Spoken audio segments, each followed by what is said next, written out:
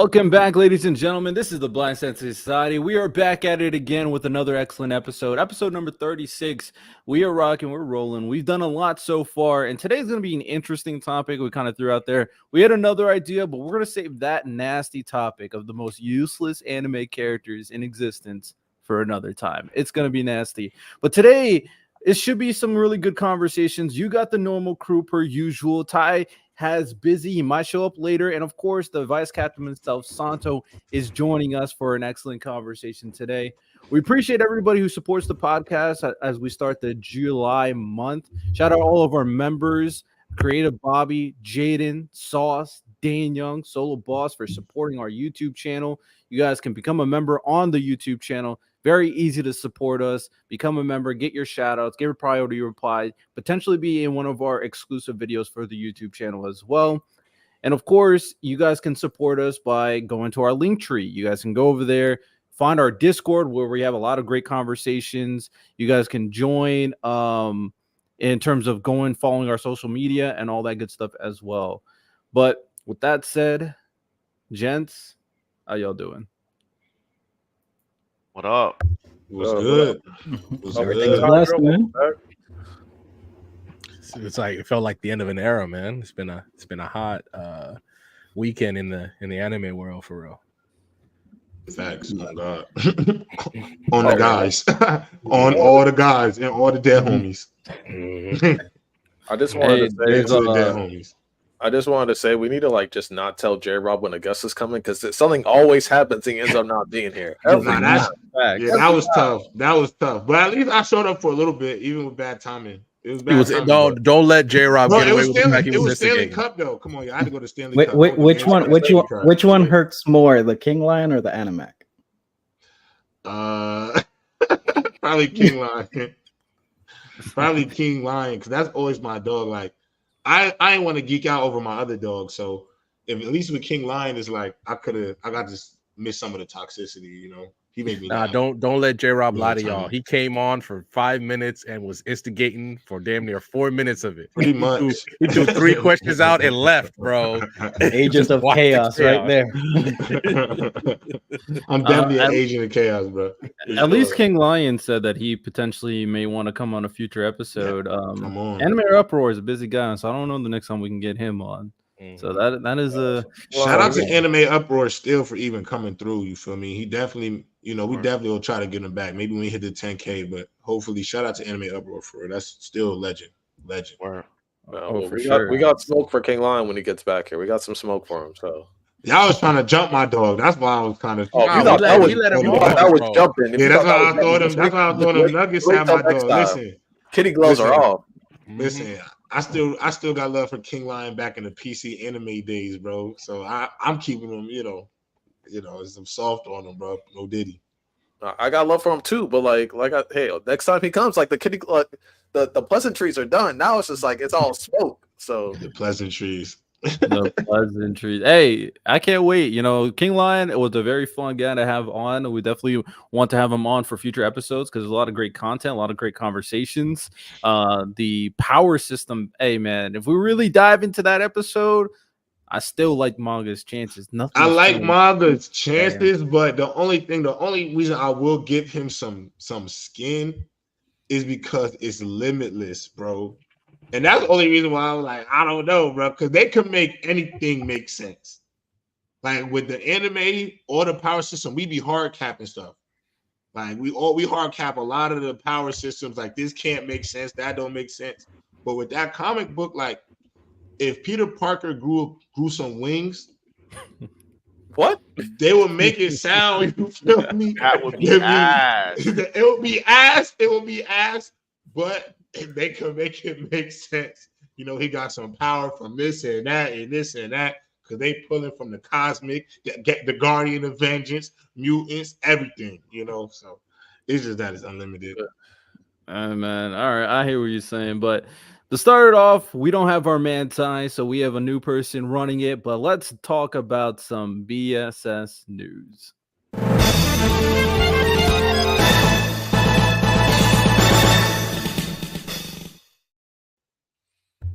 Oh, what's good? Like you know, our Saint Ty usually does this, but we had to summon up the Demon Lord today. So let's start off right. So July 9th, McDonald's and JJK is doing a collab. You can get your special grade garlic sauce. So that's gonna be interesting.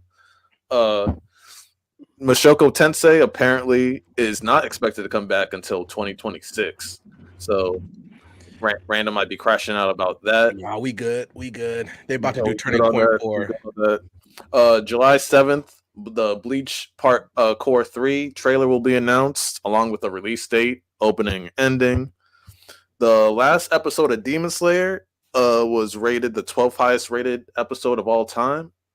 So W anime, it was peak. Fire. They were doing their thing. Yo, I'm sorry. That fire looked better than Oppenheimer. I was like, that explosion, crazy. From the walk into the compound to the explosion, Ufotable had no reason to be flexing on the whole anime community like Michael Jackson would be proud. Did y'all see his fit? Did you see his fit, J-Rob? Bro, Muzan's fit was clean too. Muzan really came for a funeral, bro. Oh my god! Let Lonnie finish. Let Lonnie finish. And One Piece season 2 live action has started filming in Cape Cod. So we need to stay tuned for that. And the most important news. Tomorrow, Tokyo Ghoul fans, we get an announcement for the anniversary. It might be a reboot. But all I gotta say is this: I don't know who the directors are. I don't know the studio.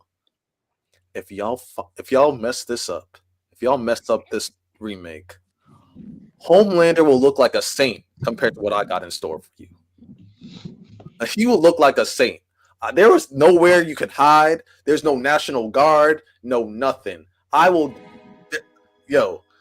amount of anger and rage I built up for the last 10 years over this remake is unparalleled. The Tokyo Ghoul season 2 and 3 hurt me worse than all my exes put together. And if y'all do me dirty and mess this up a third time, I'm sorry. The rumbling's gonna look like a kiddie pool. So please do right by your fans. Please don't mess this up again. Or I can't promise that your family. It's not a threat, it's a promise. Lonnie's coming. All right, but that's the end of BSS news.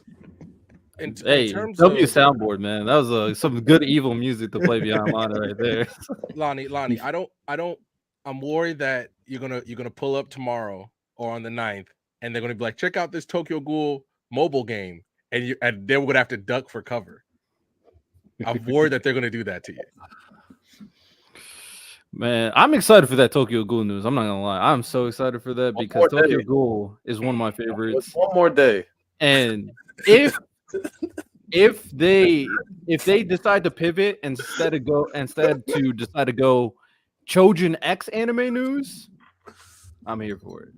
I'm here. Oh, good. I apologize for my outburst. But with that said, anything else regarding news that hasn't been touched upon? We good here? I'm surprised they're waiting that long for Mushoku Tensei. They're waiting basically that long to do it when Mushoku Tensei is the only product or the only project that they have right now. Well, they're saying late 2025 to early 2026. That is the expected date. They need people to forget that news, that recent Isn't Tower of God 2 weeks or so out? How many weeks out? Oh, season 2? Yeah, that's right around the corner, right? Yeah. Fairy Tail comes out this weekend. Like, oh yeah, I'm back on Fairy Tail too. I ain't going back. Fairy Tail. Well, also Anime Expo's around the corner, so we're gonna get a lot of announcements and a lot of trailers. Does that stuff get streamed? Do they stream anime? I believe it does. You could probably find a TikTok stream. They illegally stream it on TikTok now. Like, for sure, they 100% doing that. Yeah, TikTok got it now. That's the new stream East. Relax. You can watch anything on. We might react to some of the news that comes out if it's really like that. Like if they really got dropping some interesting stuff, we'll react to it on the channel. But I'm here. I'm with Lonnie too. I'm excited. I really do hope Tokyo Ghoul is getting a reboot. I would love that actually. I would love that. Facts. I'd be so down with it. It better not be no damn mobile game. If they announce a mobile game, I'll crash out. Wow. Bro. Nah, if it's a mobile game, you could crash out so bad on Let's Get Negative, bro. Just take the reins, go crazy. Yo, I'm bringing out that Death Note. I'm writing everybody's Like names. Put them names in there, bro. oh man. By the way, I'm knocking on wood. I really hope that doesn't happen because Because I'm not going to show up next week. Yeah, I'm not going to be here next man. week because I'm going to blame myself for putting that out there. Yo, they tell you it's a mobile game. This is gonna be just one tier of anger. Oh my god. Nah, I feel that pain, not 100%. But all right, let's get right into Agenda Hour.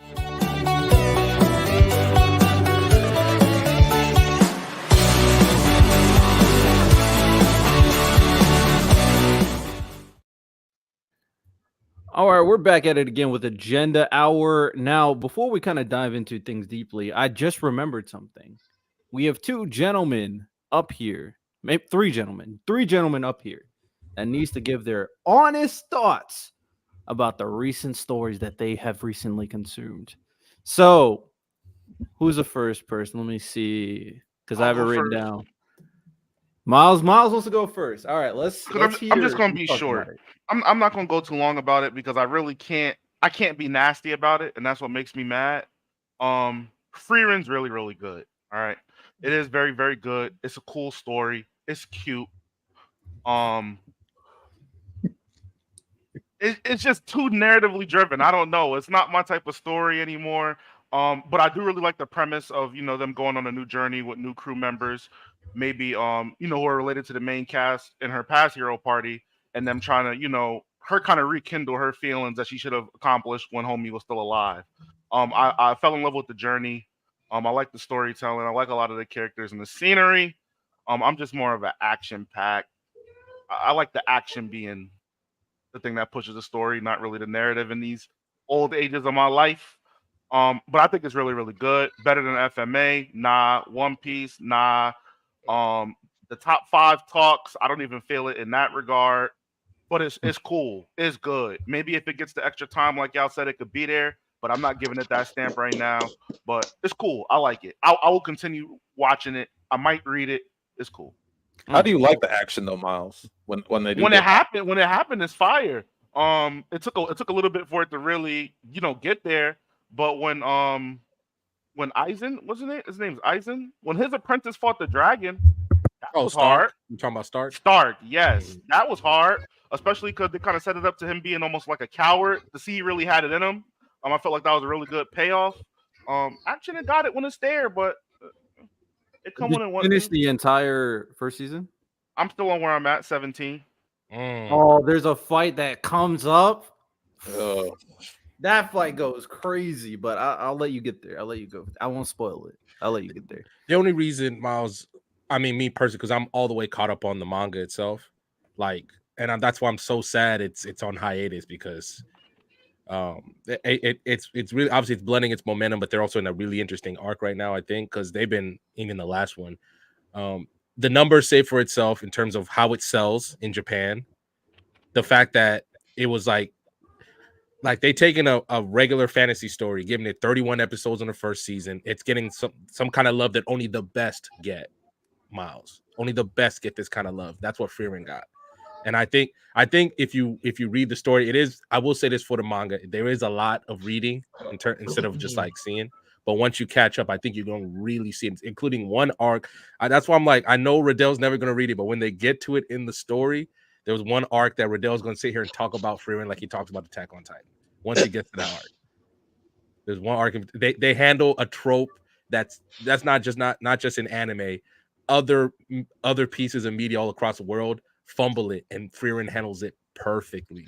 And you get a little something. So I'm not trying to spoil, but once you get there, man. Well, the other person who watched Frieren or watch a bit of Frieren, J-Rob, how much are you into it? What do you think? So I'm at where Freeren's fighting Denken. I'm gonna be honest. it's not terrible. It's not terrible. Like it's avoidable. Look, it did enough to avoid. It did enough to avoid, even making it to Let's Get Negative. I definitely understand its appeal. It's a good story. I think Miles hit most of the points on the nose. The only reason why I almost could put this on Let's Get Negative is just because I don't. Like Miles said, I don't get the top fives, and honestly, maybe I'm into just more. What's the word I'm looking for? Like I kind of like more toxic stuff, bro.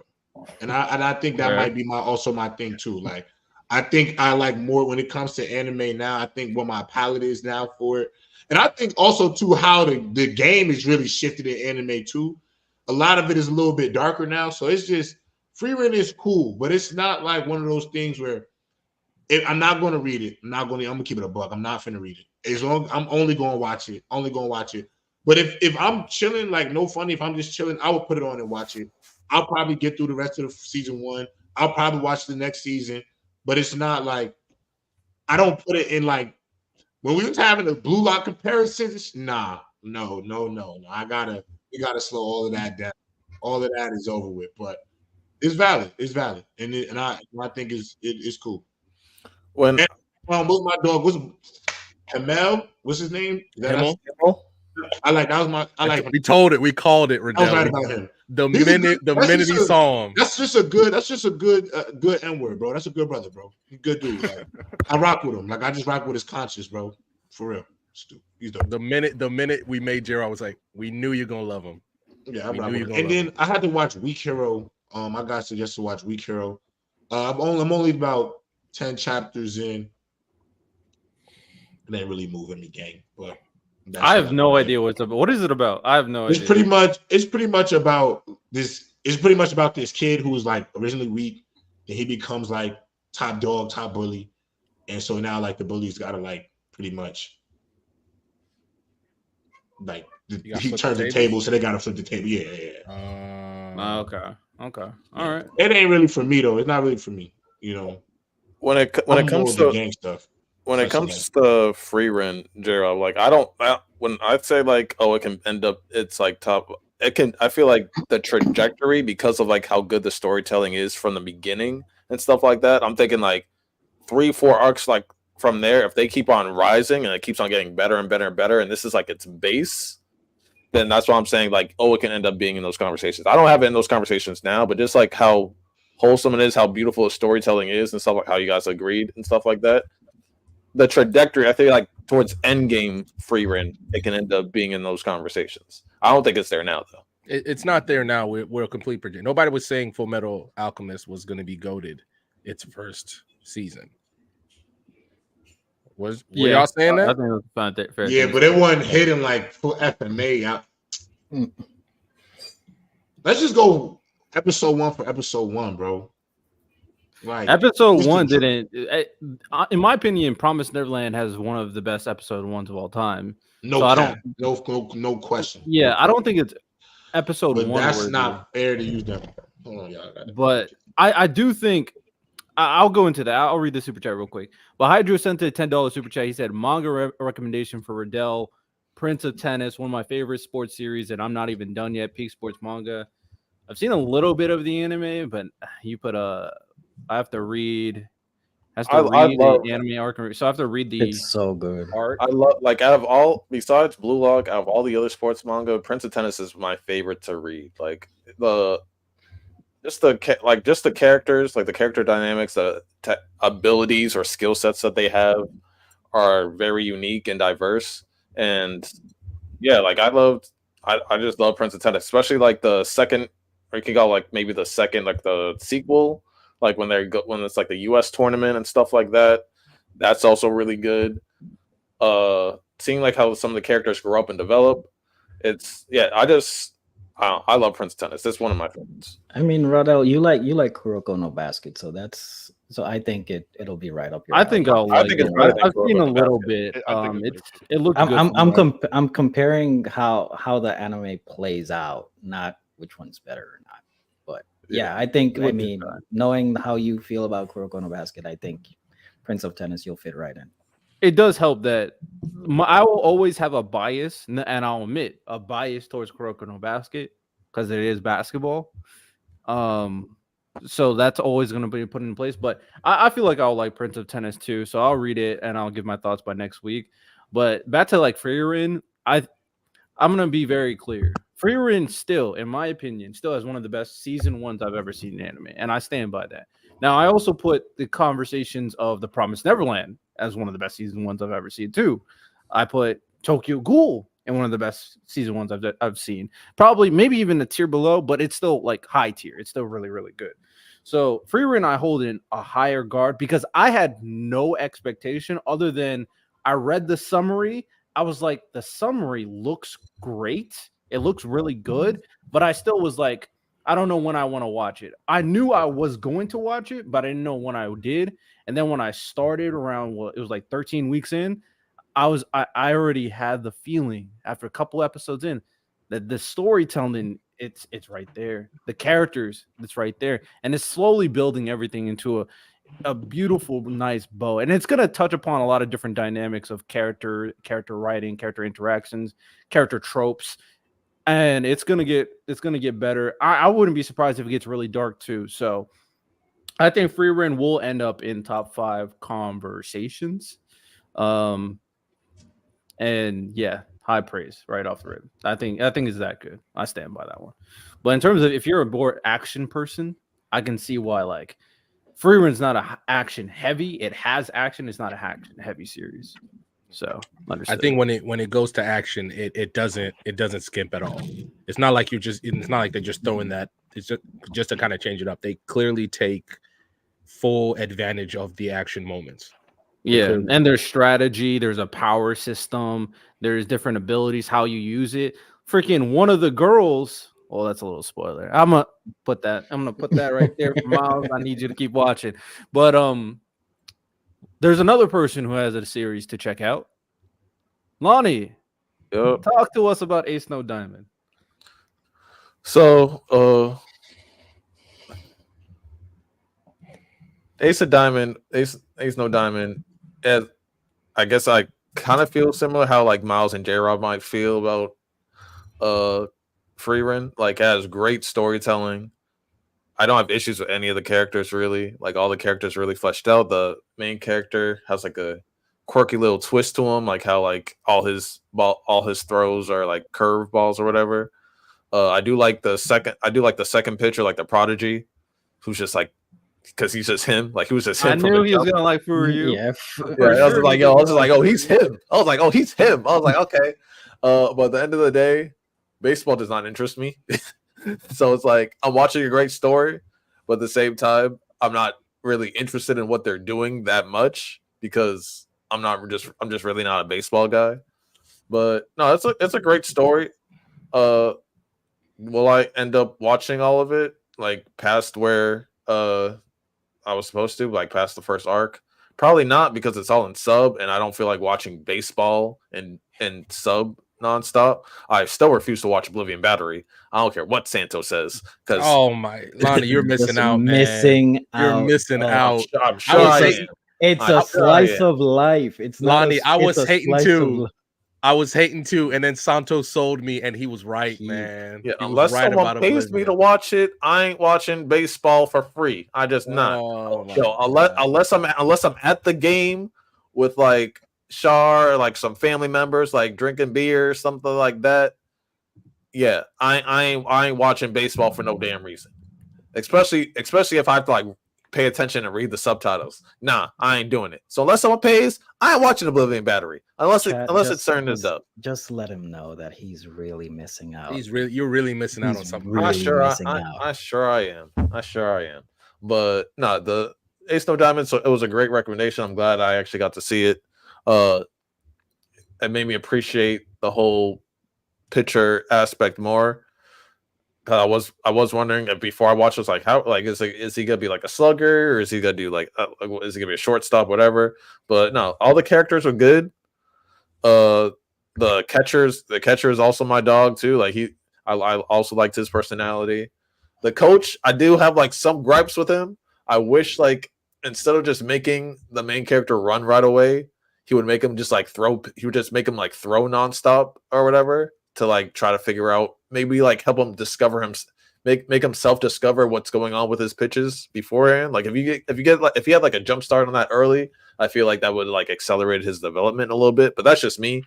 But not like I don't have any complaints about the show. It's a good like 8, 9 out of 10 in terms of like storytelling and everything like that. So yeah, it was pretty good. Shout out East Snow Diamond, man. Shout out East Snow Diamond. One thing I'll put on the table for agenda hour is that I'm going to shout out this new series. I like to always keep touch with the new series, so I'm going to shout out this series for now. And I think we talked about it a little bit, but it releases first 2 chapters. I think it was called Kyoshi Exorcist. Ultimate Exorcist Kyoshi. And after the first 2 chapters, I still don't have a solid opinion about it. Because it's such a I don't know the direction that they're exactly going to go in, but it seems to be the OP protagonist, but it's comedic. The formula that Mashle runs, the formula that One Punch Man runs. So it's an OP protagonist, but it's comedic, but it's exorcists and demons, and the main character is kind of incompetent, but he's like the strongest fighter. So Okay. I don't know if it's going to land, but Mashle was hugely successful. One Punch Man, hugely successful. And even other series that are complete like comedy series like Psyche K is very successful. Mob Psycho is very successful. So I think this can be a successful series based off its powers, the designs, and the comedic nature. And obviously people love to see OP protagonists do OP protagonist things. So I think it has a chance. I think Japan is really going to like it from what they like. That's my takeaway for this series. I would check it out. I don't know if it's going to be everybody's cup of tea, but I would check it out. No, it's like I said, like you said, I don't know the direction of it. Like but the character designs are great. Like my girl grabbed my phone as soon as she saw. She's like, "Oh, who's this?" So I was just like, "All right, I already know that girls are gonna be simping over this main character because he has tattoos, he has piercings, he got the hair, open chest out, all that." So I was like, "Yeah, like girls are gonna love him." But yeah, like it doesn't really have like. I feel like the first chapter kind of like it didn't really sell me on where. It didn't really sell me on the story. It just kind of seemed like meh. Like, oh, it didn't stand out. It didn't like distinguish itself from like the other ones in this character. Like Mashle is like, oh, this is like funny Harry Potter. Okay, One Punch Man, he's a superhero. He's doing crazy stuff. This guy, like, yeah, he's exercising things, but it's not like it just didn't hit as hard as like the other. Because I went back and I read like the first chapter of Mashle. I read like the first chapter of One Punch Man. It just didn't hit the same. So I'm hoping that like they find like maybe an end goal or something like that to like kind of like make us like want to root for the main character, because if there's like no real substance behind him besides he's just like a scared guy that's OP, I don't think it's gonna last that long.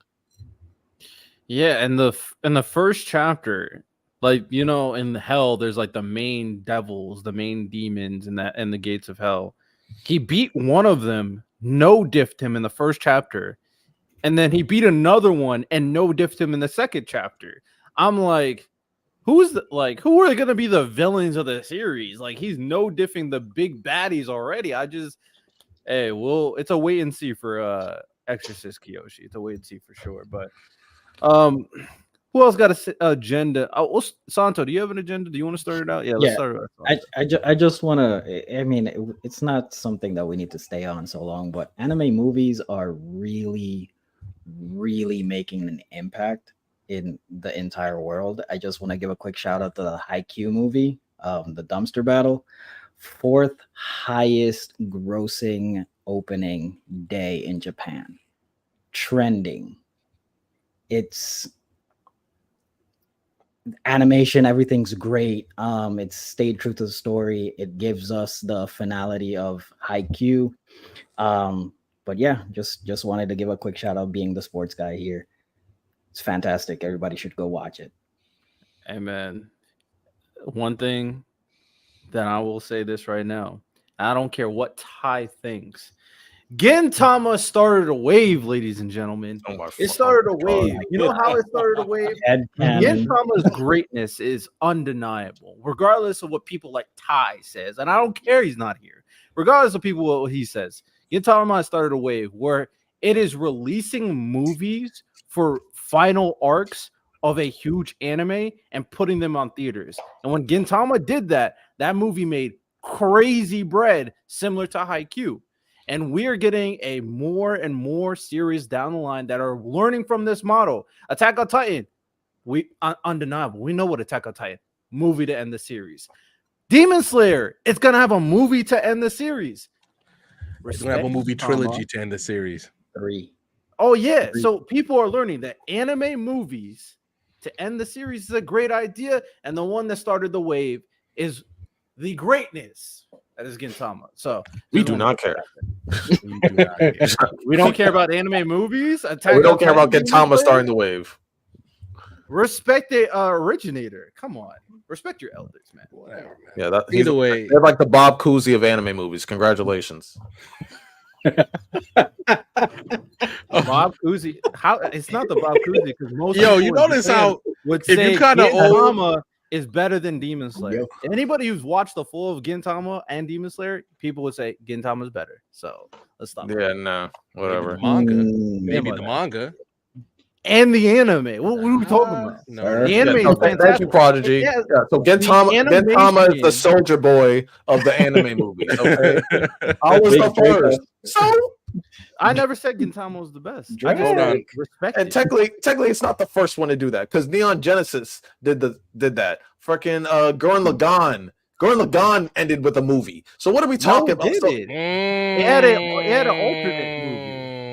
The anime was just a normal final arc, and then they did a movie. I don't know why they just did it. yeah, but hey, Neon Genesis also did a movie to end it. So it's like it's not. So Gintama's not the first one to The do it. It's not, first it didn't just Neon come Genesis up with the was not idea. a movie to end the series. Gintama was the first one to make it popular for popular series to have a movie to end their series and put it in theater. That was I'm not Gintama. going to argue Congratulations, popularity. Renell. I'm No not one going to argue cares. popularity, but Neon Genesis, you have to watch that movie to get the full gist of the ending. Thank You you. can't not watch the movie. I mean, you could still get an ending, but if you wanted like more, sure. I mean, you could still just watch What are Neon. you talking about? It's the ending of the Nah, what was that look? What was that? Neon- That's the he got it look. The ending of the anime is an Took ending. it back. Said, okay. The ending of the anime is an ending. The is it ending of not? Gintama wasn't an ending. What? Now I'm you not gonna can't lie. hear. No, he can't. No, what did you say? What did you say? I thought the ending of Gintama wasn't an ending. I said the ending of the Neon Genesis anime was an ending. That's for what I'm the saying. So story. the ending of the Gintama anime was Anime that an ending? is not an ending. No. What? No. Yeah. I don't watch that shit like everybody else. So I mean, we all don't watch that shit. So What Rodell other got it. agendas? What other fellas. I'm willing to have this discussion. I think Demon Slayer is the best anime adaptation of all time. I need somebody to convince me that it should not be in that discussion. What they've done, I really can't argue you. what they've done, going viral multiple times. Like J-Rob, Tengen Gyutaro is still feeding families, and that shit happened 2 years ago. Still Okay. feeding. What they did in this arc, they had 6 chapters. They made 8 episodes, perfectly enhancing the whatever this little filler arc thing was. You could even argue, Loki, they might have had the greatest filler arc Loki of all time if you want to be like that. But No. if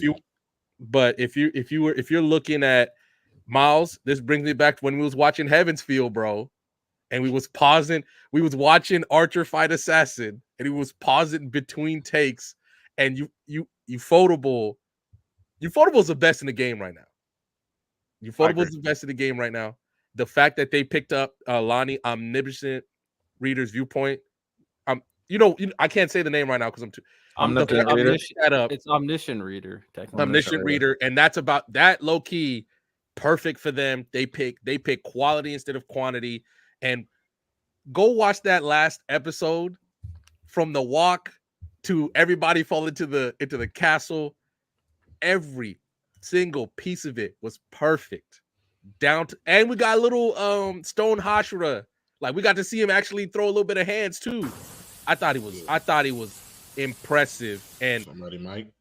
I just think that Demons, we're gonna be talking about this. We're gonna be telling our kids about what they did with Demon Slayer. And if these movies hit the way they're gonna hit, fellas, I'm about to be nasty if this trilogy hits the way I think it's gonna hit. Now, the only reason why I can give that argument some credit now, do I, from based off opinion, think is going to be the best anime adaptation ever? I already know how the story ends, so no, I don't. I trust him, man. I trust him. But I'm gonna say this. The reason why I'm gonna give it some, I'm willing to entertain it, is because we can't only just measure greatness in, our. It's how good just the story is. Like we're gonna have to measure this one based off like its, ticket sales, public consumption, video games, merchandise. Like the same way we look at like the Naruto's, the One Pieces, the Dragon Ball Z's. Demon Slayer is going to have that level of impact, I think, especially the way this thing's about to finish out. I got to give it its credit in that regard, but I don't think it's the best ever at all. But if somebody said it's in their top 3 or top 5, I think with the success it's had, it does. I can't say it doesn't deserve it. Jared, look at what Demon Slayer's done in Lonnie. I'm gonna let you go. All right, obviously, completely enhanced the source material. Completely did, right? Multiple times it goes viral. A candidate, which in my opinion, I think Tengen Gyutaro is the best anime fight of all time. I think it is. Just from giving you for 6 episodes of just peak, everybody throwing hands, even Tengen's wives got a little love. It was great. It's the best fight so far in the anime. And God, Upper Moon 1 fight should cook. Zenitsu's fight should absolutely cook. Even the Akaza fight, sneaky contender, I think. I just think with everything that I ain't gonna lie, I think you're sleeping on Upper Moon I don't think Dogma. Yeah, I think you sleeping on Inosuke, Konai. Yeah, that fight is about to be electric. I'm gonna let you know right now. I don't know if you remember the dynamic between Upper No. I completely agree. Inosuke's mom. Just my mind. Yeah, it just Shinobu and them and their mentor. It's a lot of layers. It's a lot of layers to that fight. That fight might be the most emotional game. We were talking about it in the Discord because on Friday when Santo was playing it, and I threw it out there, and a lot of people think we're just talking animation when we talk about that Tengen fight. If you just think it's, first of all, animation, and when it comes to fights itself, I think animation is a big part of it, Miles. I think it's a big part, but the character work, the voice acting, the effects, the fact that at one point, bro, when Tanjiro is running away with Nezuko in that box, when it looked like all hope was lost, and you was like, damn, I get it, bro. And then all it was just a trap card by Tanjiro to try and cut Gyutaro's head off. It's perfect from like for 6 they gave you a Dragon Ball Z level like length of a fight, but everything was great. Every single piece of it. Yeah, it's Demon Slayer visually beautiful, bro. I think what they've done should be studied. What they've done with this thing should be absolutely studied. They really raised the standard. We was talking about Mappa taking on Wild Strawberry. Not after what I watched this past weekend.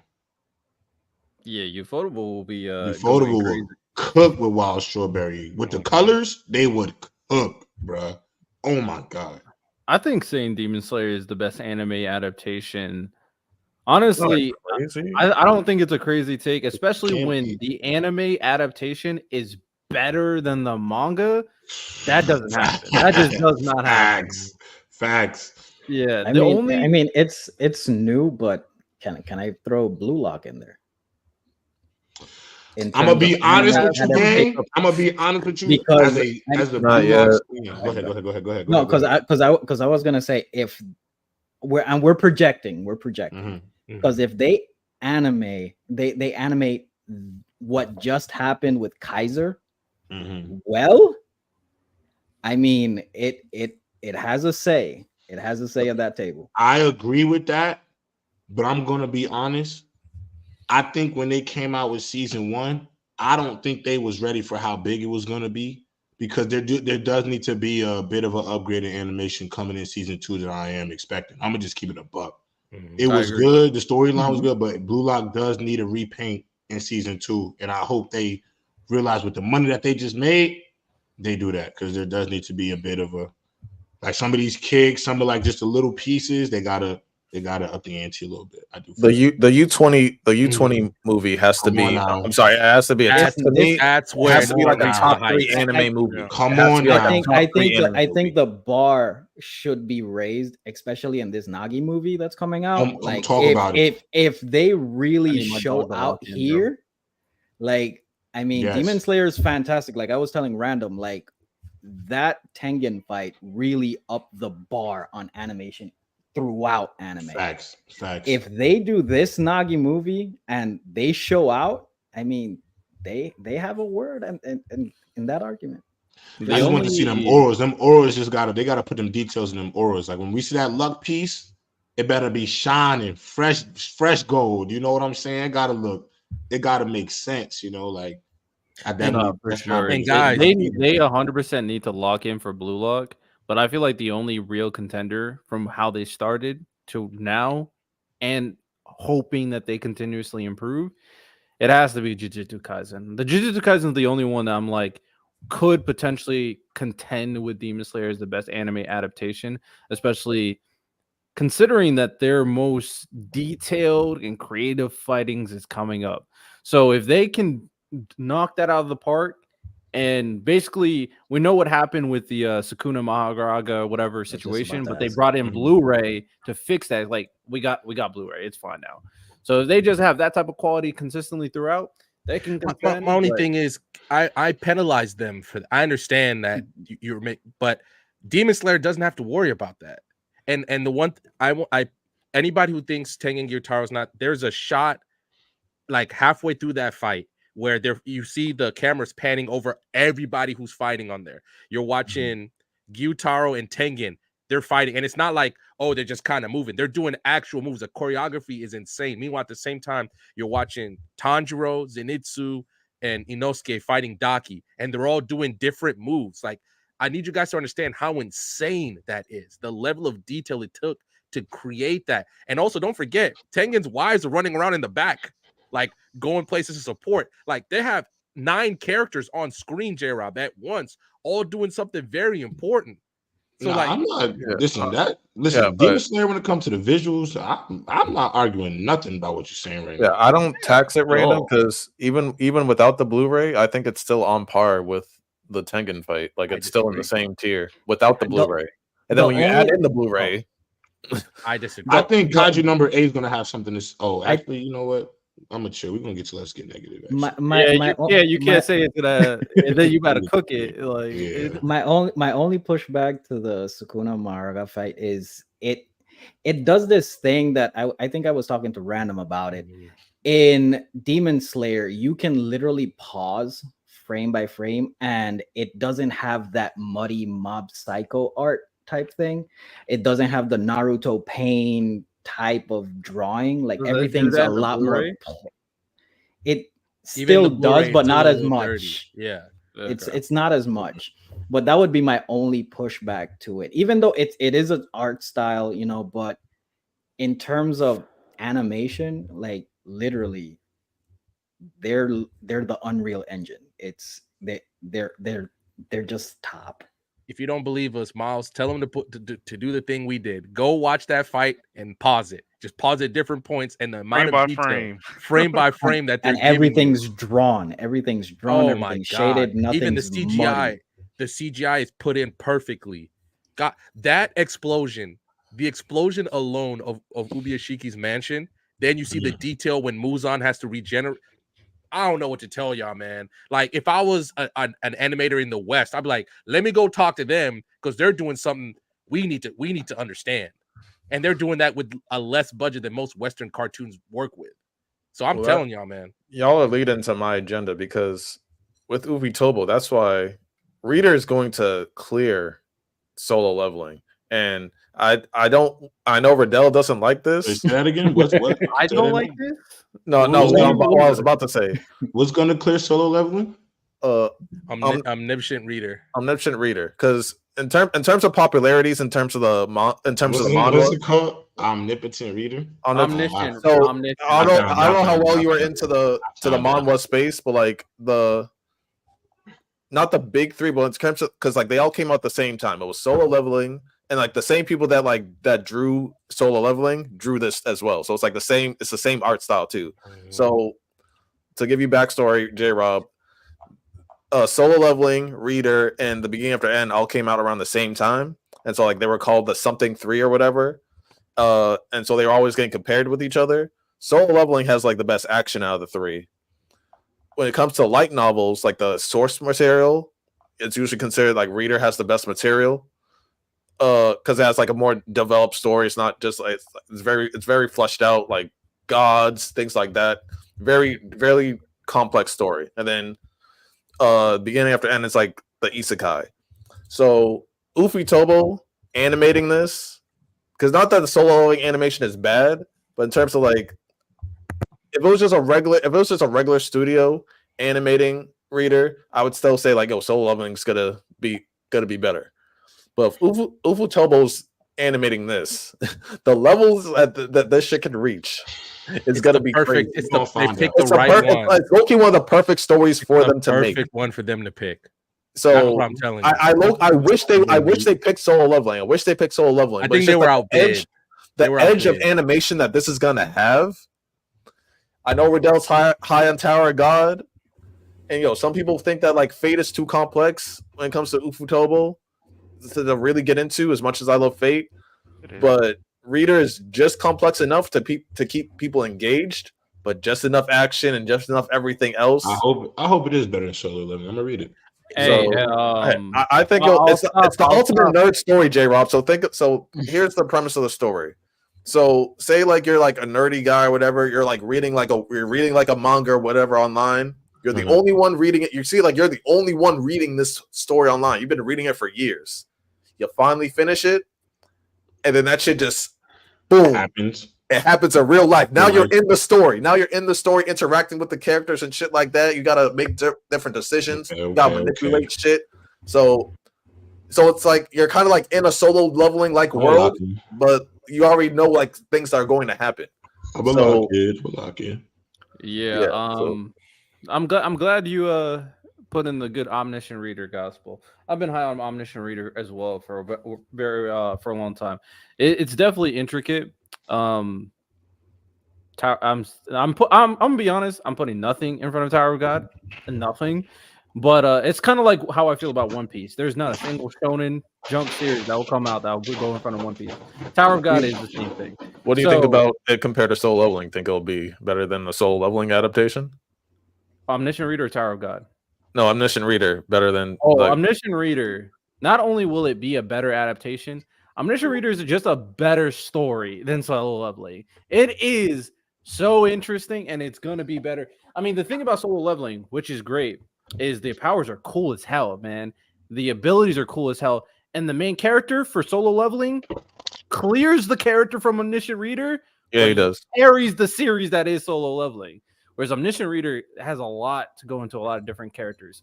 So, yeah, Solo Leveling, great. Omniscient Reader will be greater. So yeah, I'm here for it. I'm on that timing. As long as I'm not the only one thinking that, and I love Solo Leveling, but Reader's just to me a better story. So there's a reason why when Solo Leveling was probably out there for the zeitgeist. A1 Pictures, which is the same studio that animates Sword Art Online, they fought for that. They fought for Solo. So because I'm sure you Ufotable like, hey, let's throw our hat in the ring, but at that point you're selling it, and A1 got that SAO money. You're not gonna beat that. You're just not. Right. Yeah, it's super interesting. It's kind of like and this is not a shade to either series, but it's kind of like Bleach. It's just super interesting, super badass, super cool, super fun, a lot of great action. That's kind of how I feel about Solo Leveling, in terms of like what it provides for the audience, because you are going to be entertained. Sung Jin-woo is that guy, 100%. You're 100% going to be entertained. And I'll throw my chips in the Tower of God Season 2. I don't know if y'all have been seeing the trailers, but hey, man, it's gonna be top tier. It's gonna be lit. It's gonna be it's heat. about to go It's gonna be crazy. heat. Any other agendas before we move on to our next segment? No, the only other agenda I had is also negative. So unless random you want to talk about Baki or whatever. So I watched Kengan versus Baki, like that special on Netflix. I think it's very well done. They found a way. The stories really blend well together. It is a little weird to see the Kengan characters drawn instead of 3D. I think 3D really helps the Kengan characters really stand out because you actually really see the moves. But they established it. They blended them pretty well. Really good back lore to like Dope Orochi. Like there's periodically in the shared universe they have the tournaments where they fight each other, the Kengan Association and the Baki people. And you learn in the first episode that Dope Orochi fought that one dude from Kengan who screams a lot. He fought his dad in a previous tournament. So I think they did. Yeah, I think they did really well. And I'm very curious to see if they're going to add more because there's plenty of characters they could pick, right? From both series to do another special. Obviously, the fact that we all knew it was going to end in a draw, even though we all know Baki should be walking away with the dub. But I thought they did a really good job. It's very well done. And the one thing I always have a problem with Baki's fights, when you look at the regular series, it seems more like does a move, everybody reacts to it. Does another move, everybody reacts to it. Not in here, man. They boxing, and I thought they did a really good job. So I would like to see my favorite character in Kengan didn't fight, but I'd love to see him in there. The guy who he hangs his shoulder low, kind of like a Philly shell, and he punches. I always mess up his name because he's from Thailand. That's my favorite character. He didn't fight, but there's a few people that they were setting up a lot of things like, oh, you could see them fighting, and eventually at some point, I think they should keep Yujiro away from this because there's just nobody. There's nobody in Kengan. Who in Kengan can even step in? I'll be curious to see what he goes against. Is his name? Is it Kenshin? The guy who won the Kengan Oscar tournament. And he basically no-dipped everybody he fought. Not gonna lie. Him, and then there's the god of martial arts in Kengan too, who's like my problem. Yujiro's such a monster, and I barely bought it when Baki was fighting. Now his dad's stepping in the ring. How am I supposed to buy that? You know what I mean? That does get me thinking though. Like, what other because of course 99. There's 99% chance that none of these are gonna happen. But if you could combine to a series to do a collab, what would you do? Because off the top of my head, Black Clover and Magi. Yeah, if they had a little if they had a Black Clover and Magi had a little tournament, I think that would be amazing. Like Bleach and Soul Eater, if they had a little thing. Bleach and Blue Exorcist for me. That'd be good. Bleach and Blue Exorcist. Blue Exorcist and Fire Force would be kind of fire. We were talking about what was the one, Lonnie, that we said that could mix with Fire Force really well, and I can't remember exact because we were talking, Jared. We had a whole conversation about it. I think it was Fairy Tail. Was it Fairy Tail? Fairy Tail's way too OP. No, they're too OP. I can't remember exactly what it was. I forget which one it was. But we talked. I think if they do these things though, this is the similar conversation we had with Death Battle. The power skilling nerds need to just shut up and watch. They just that's what it's for. It's just for entertainment. It's not. Yeah, I had a lot of fun. When I was watching. When I was watching the special, guys, I had a ton of fun. And then when it was over, I was like, "Oh yeah, hey, no way!" But it was so much fun. You just didn't think about it. I think you could tell Netflix really took their time to get this right because they could have easily messed it up with 2 series that they have. I'm very curious to see if. I want them to do more in this universe itself, but they got other series I think they could do a collab with. This is a whole new. I'm not saying it's a genre, but this is a whole new lane that has been opened. That they probably have to do Netflix series though, because obviously they have Kengan and they have Baki. So if it's only Netflix exclusive series, 7 Deadly Sins versus either I think they have Black Clover content and I think they have Magi content. Let's get to the real shit. Windbreaker versus Tokyo Revengers. Takumi to get his ass kicked. My money on. Windbreaker, bro. They're beating the piss out of Takamichi the whole time. You're right. Hating on Takemichi's crazy. He can't fight. He can't fight. He beat Mikey. He's a liability. Powers. He beat Mikey. He's a I'm liability. just saying he beat him. He's getting murked. Getting murked. Off rip, he's getting murked. Give him his ultra instinct. Talk no jutsu. All right. Let's get negative. Let's get it.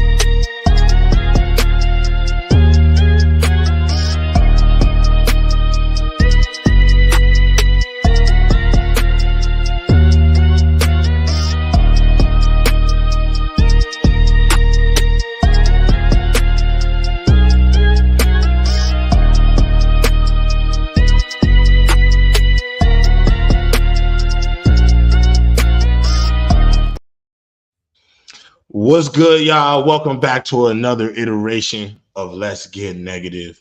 Before I go, my homies up here have some things they want to get off their chest. So I'm going to leave the floor to them, and I'll wrap it up. But what I want to end this segment with, but Lonnie, I'll leave the floor to you to start it off. What do you want to get negative about, my brother? Oh, yo, these weirdos in the anime community are they're just putting a bad mark, a bad stain on the anime community, and we can't keep on letting them get away with this. Like, we just can't. So to start off, in October, apparently, there's going to be an anime called "If My Wife Becomes an Elementary School Student." What the hell? For what? No, for what? For what? I don't.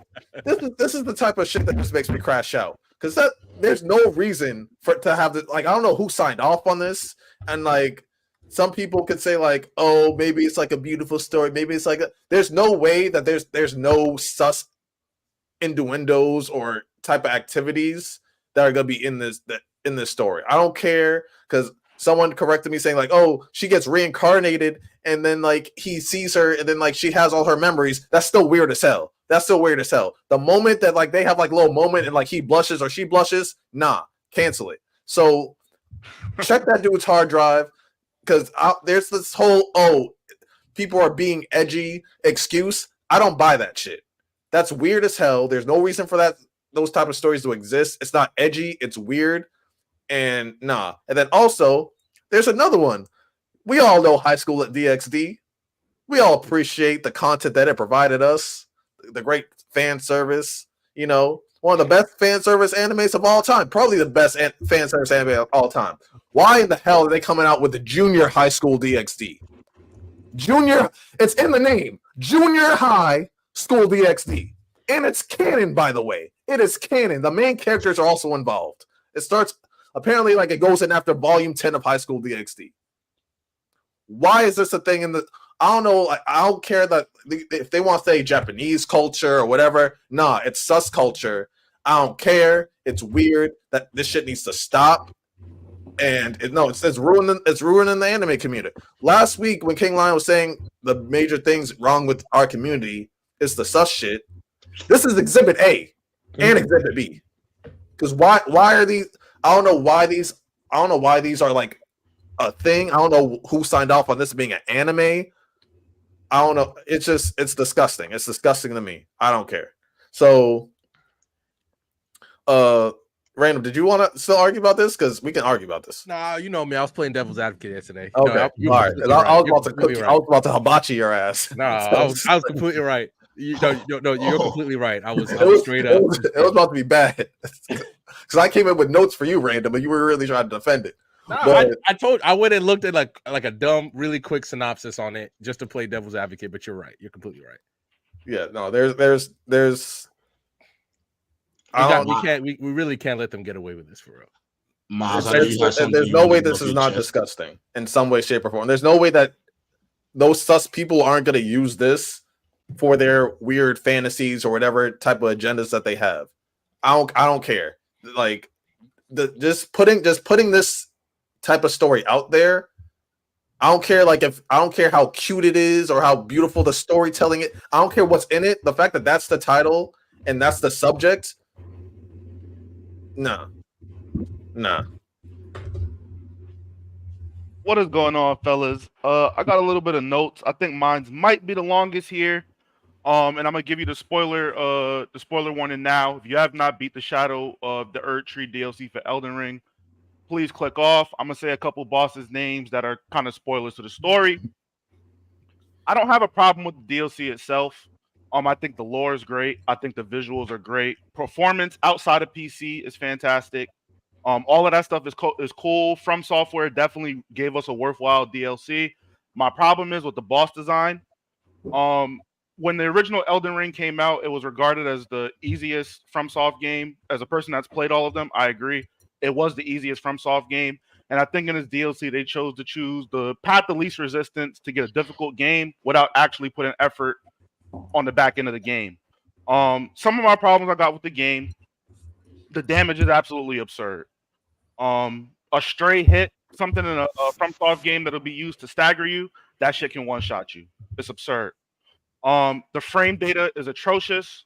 A boss I have to talk about that is Commander Gaius. He has a very simple mechanic where he runs right at you like a linebacker. But the problem is where his hitbox should only be his head, his hitbox is his entire body.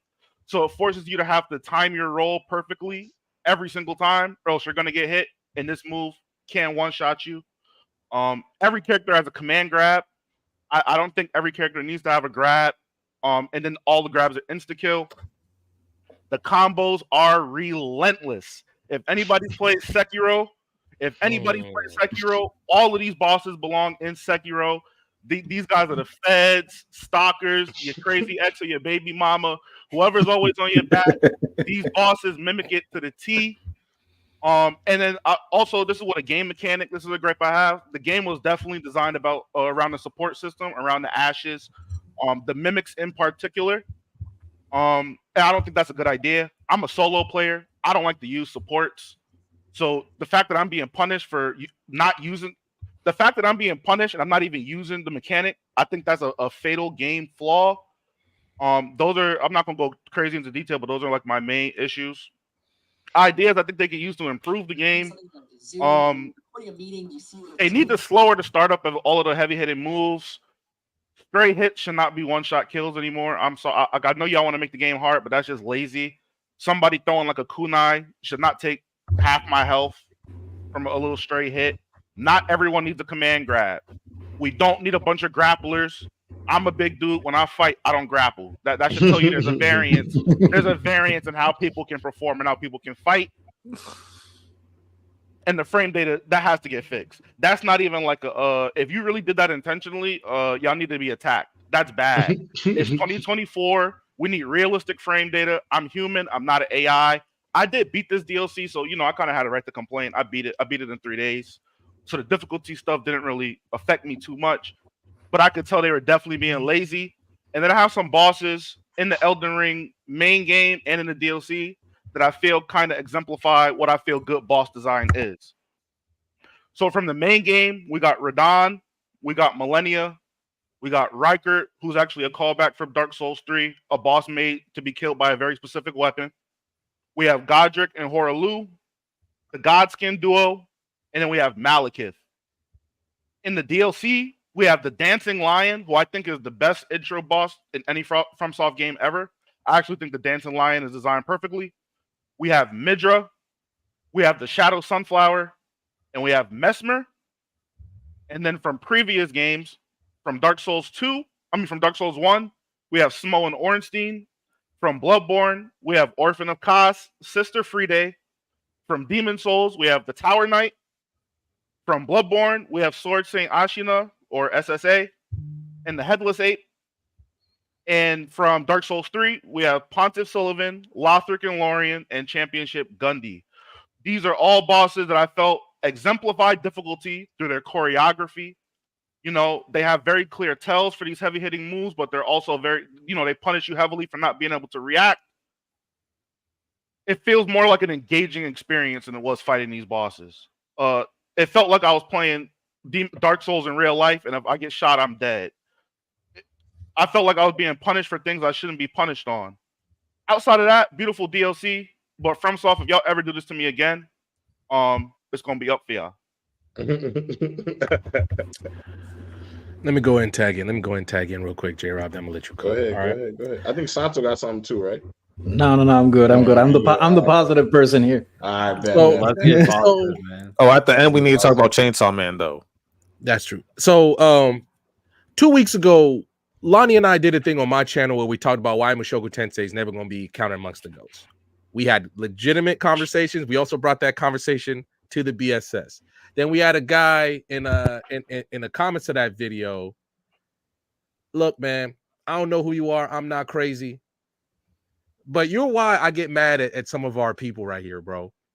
You want to know why people have a problem with Rudius's Shrine, Miles, J-Rob? Look, we've all had people in our life. A weird case. Yeah, we've all had people in our life that have helped us, mentors, whatever. Maybe you got something like, hey man, like I wouldn't be who I am if you didn't come into my life, right? Like, hey, you helped me out in a tough situation. For me, it's my high school coach, Desiree Miller, right? And I got this helmet to remind me of that, right?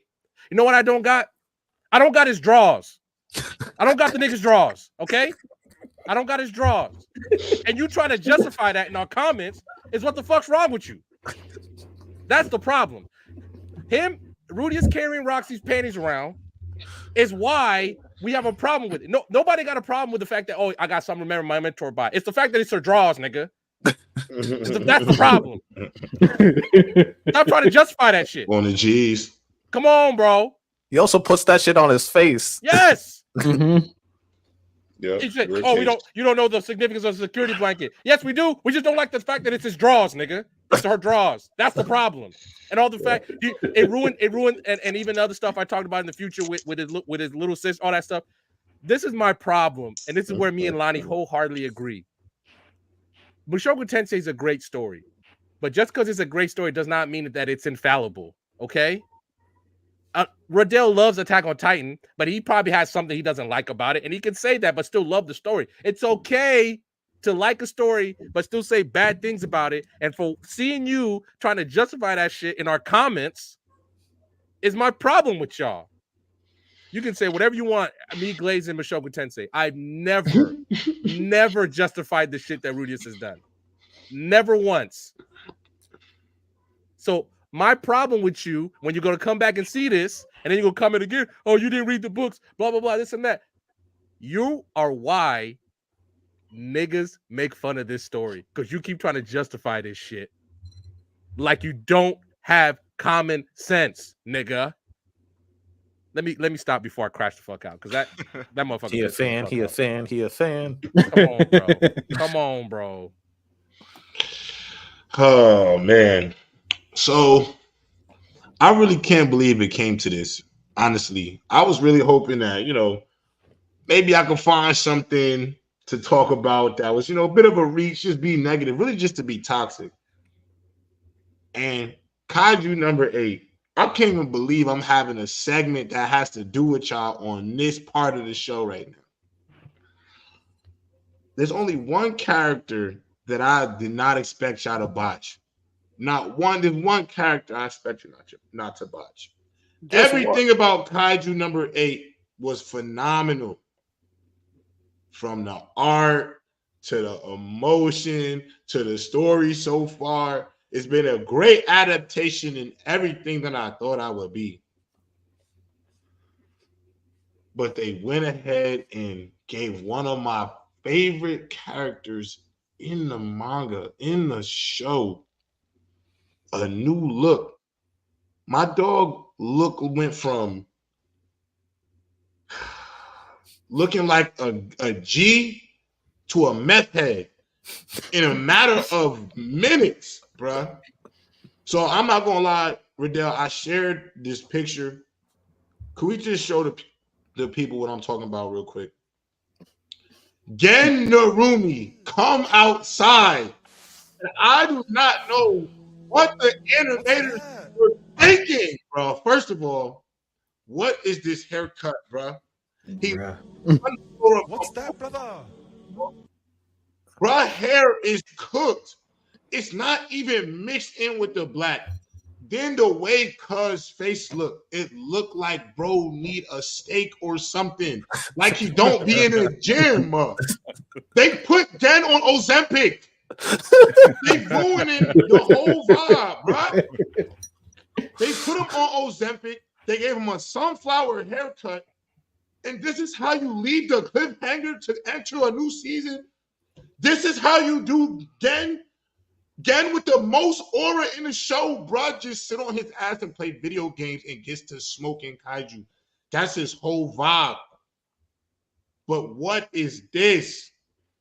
They took a grass Pokemon and put it on my dog's hair, dog. This is trash, bro.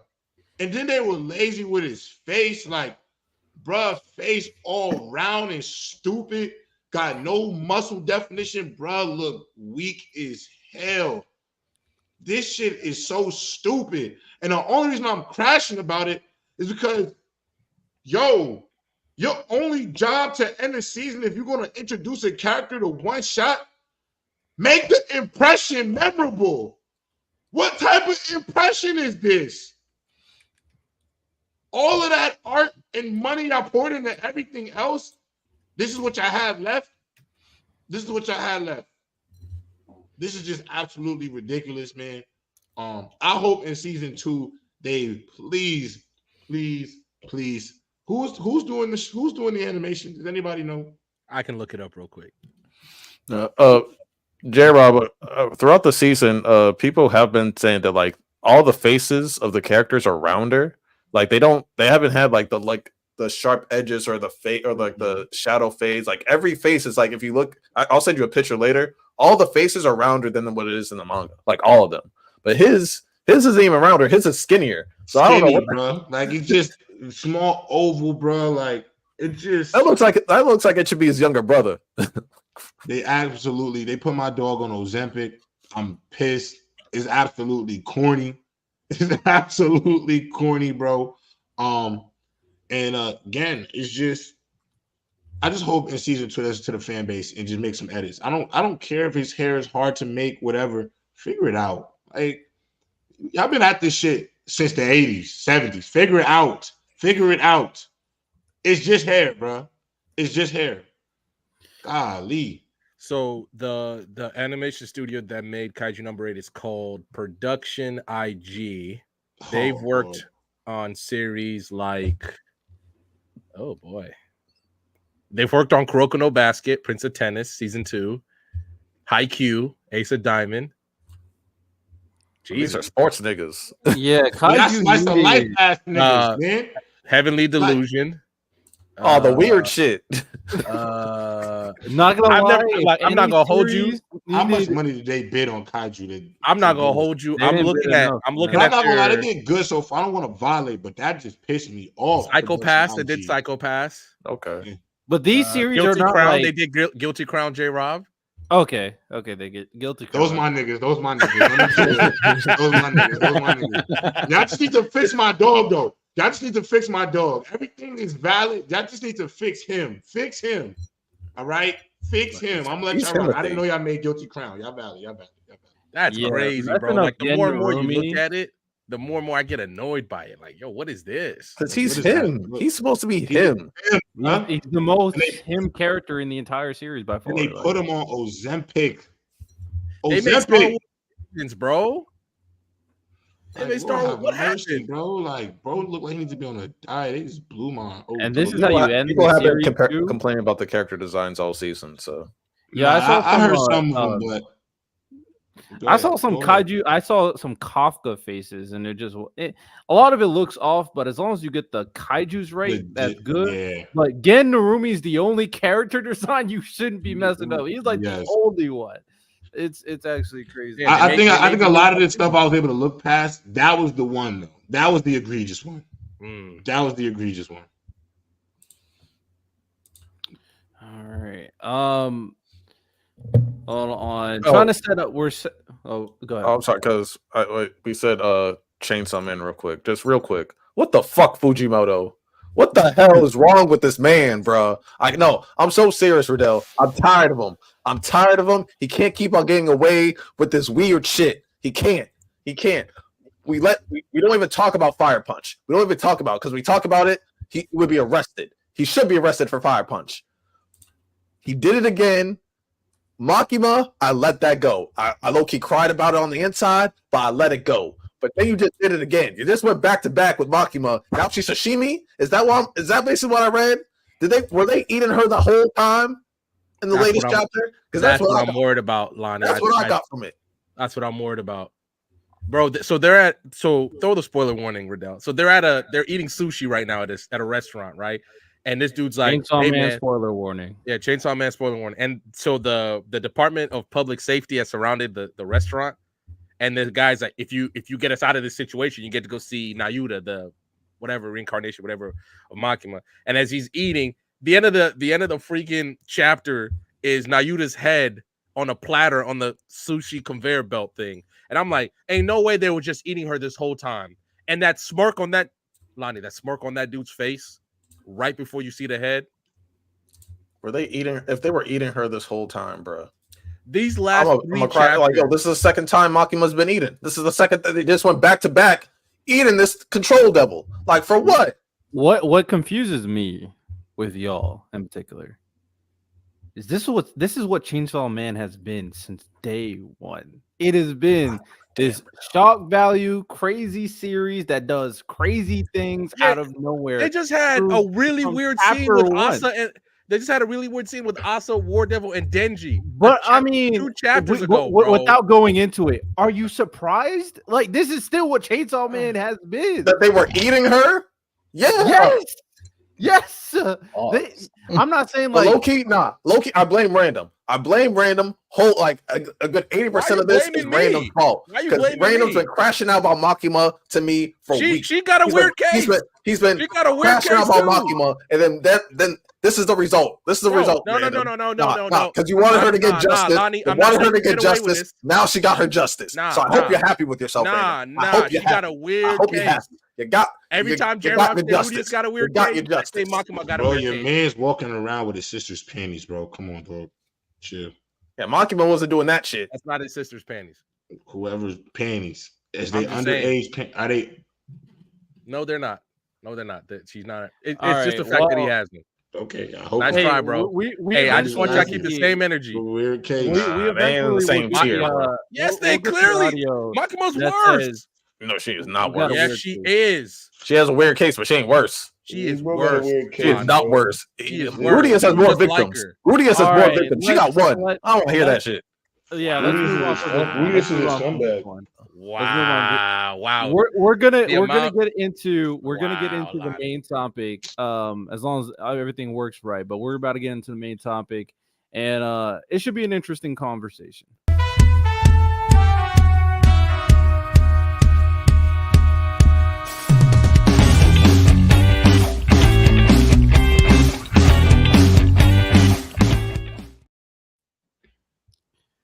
All right, so for the main topic, as long as everything kind of pulls up smoothly, if anything, if Santo can't get on it, Random or Lonnie, if y'all can go to our email, go to Google Docs, the docs should be there. But the idea for this really comes from the recent trend regarding, we talked about a little bit, Zenitsu, right? So the idea is goofy anime characters and the best goofy anime characters who have locked in movements, in the sense that they get serious all of a sudden despite being goofy characters for the majority of the time.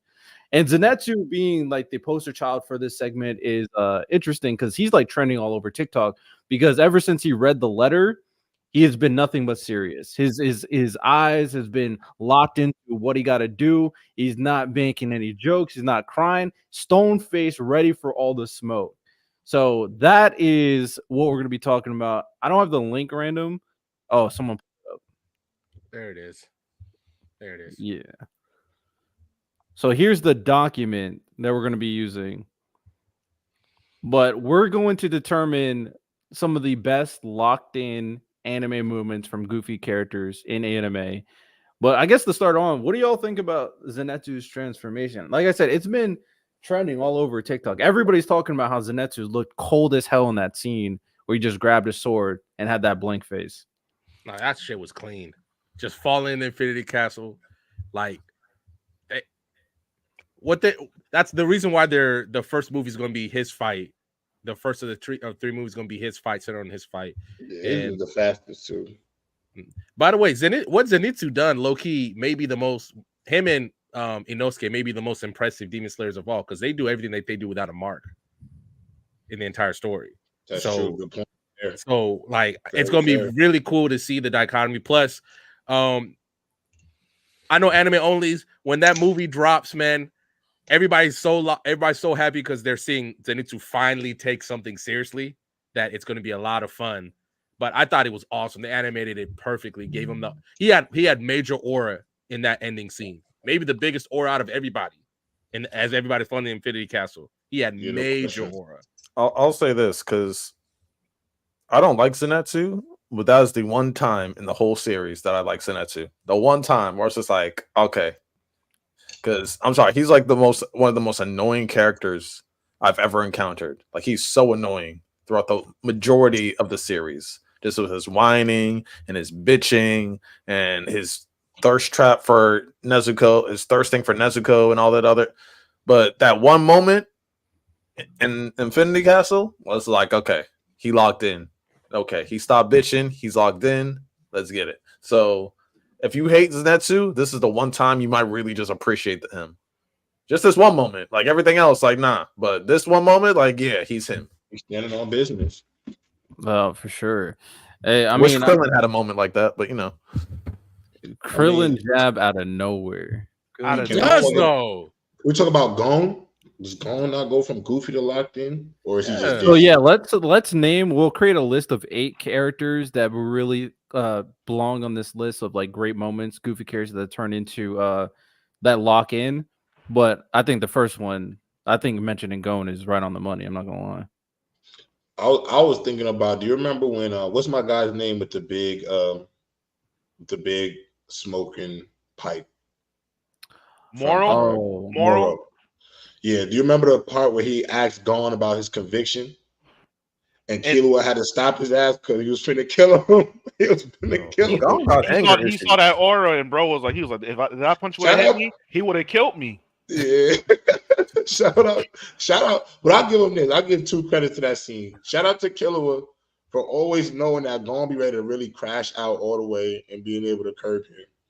And shout out to Moral because Moral was going to take that punch. He was going to take that punch. And so I give him courage for sticking to it. No, I'm with you, bro. The Gon 100% in that moment after Kite died, he changed to a character that, I'm be honest, similar to Lonnie, but probably not as visceral. I'm not a big fan of Gon. I didn't really like Gon throughout the story. I thought Gon was very childish and selfish, and I think he's still that. But when he made that turn, I'm like, damn, this Gon is a demon, bro. Because he did not care what nobody was telling him. Killua was trying to preach to him, and when he was sitting down looking at Pito, and he just would not move. Like, there's nothing I can do. He was just eyeing the same ant that no diff Kite, and that Pito did not. Pito was like, oh man, I might not want the smoke. That change, yeah, Gon got it, bro. In that situation, Gon got it. and it's not that I don't like Gon. I just don't put him in conversations that other people put him in. I just think he's an okay MC. I think he's cool. He's a cool MC. But when people say like, oh, he's like top 5, 3, one of the best MCs, I'm like, no, that's just me. But he cool in those conversations. I ain't gonna lie. I like the people in the Discord I was arguing with. I think it's okay with like Gon is a very selfish character. I think that's fair, but he's also like a kid, and I think kids are selfish. Mm-hmm. I'll also say too, as much as he's willing to like put himself first as far as like what he wants to do on his feelings, he's willing to sacrifice himself for others too. Facts. He'll throw it all away. Yeah, for the people he cares about, for sure. Facts. Anybody else? It's like, nah, they aight. Nah, I'm with that. I think okay, we can add Gon for the list. Gon locking in after Kite's death, I think deserves to be on this list. Who else we got? Who else we thinking? I was gonna say Suna. When he first turns? When he first transforms, yeah. I like that. Oh, I got one for you. Usopp over the Sunny. That's a good one. That's a really good one. I'm not gonna lie. Oh, this is a good one in the comments. I don't like it, J-Rob, because how you gonna turn up? How you gonna turn up on your dog though? Over the boat. Over the boat. All of these fights we in, we need you. You're not gonna lock in, but when it's me, it's fuck me though. You gonna turn Yo, up. I didn't That's like a that. fact. That's a great point. That's a great point. But when it comes to this boat, that's when you a stone cold fighter though. You got all these tricks up your sleeve. Dog. Yeah, all right, you got it. Yeah, he got it for that one. He got all types of tricks up his sleeve. I said, "Wow, Usopp." He was hanging though. Respect. Respect. We got to see what it would look like. It's crazy because even now, after that, I still haven't seen Usopp that serious. He was the most serious I've ever seen when he wanted to smoke with Luffy. That is crazy. We need. And what annoyed us too, it was also a catfish too, because at that time it made him cool, bro. In the sense of like, oh, you could really fight. So you thinking this is to come? Like he gonna really? Nah. No. You can fight Gear 1 Luffy, right? You can fight that dude, but God forbid it's the kid pirates. God forbid it's a few Marines. It's up. It's over with. Crazy. You got it. Yeah, Usopp got it. But I think that was a great boat, one. though. If it's that boat, though. Yeah, don't mess with the Sunny, man. I think that was a great one. Uh, Usopp getting serious. well, besides the one in the comments, Mob, when he thought his family was burning in the house or whatever, and he like snapped. I think that was a good moment. I think that's more of like, and I am differentiating it like a rage moment versus a locked in, because a rage moment is like there's a one-time thing, real quick. This is a rage moment. Locked in is like you were serious for a while because of what happened, like how Usopp was serious for a minute for the entire fight ever since the Sunny.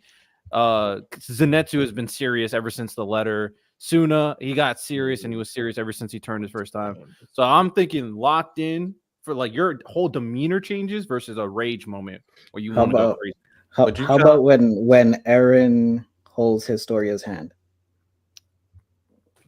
That is completely changes him, bro. Completely changes his character. Facts. That is a great one. He like grew up, bro. That kid, he like grew up, bro. Right in that moment, that's a fact, bro. Would you say when Ichigo pulls up on Aizen that one time, like because after his training with his dad, because his demeanor was different, like he was acting different. I got one. It was temporary though, like because I feel like after he beat Aizen, he went back to normal. I mean, that's what locked. Like he locked in and then he locked out. Like I got one. Magna swing. Locking in on Dante, bro. Yes. Went to the lab, learned how to fight, got the chain ability. I mean, nobody was taking him seriously until that happened. Even Asta was surprised, bro. Asta put Where up. should we rank that fight in the series, by the way? Where should we rank that fight? Number one. For me, is number one. It's like top 5. For me, it's number one, just because it should have been a wash. The only reason why I'm pushing, I feel like Magna never really changed. I feel like he stayed himself even though he fought Dante. I think he was just himself, but now he has a new ability. So I don't think nothing changed with Magna. I think he was still Magna.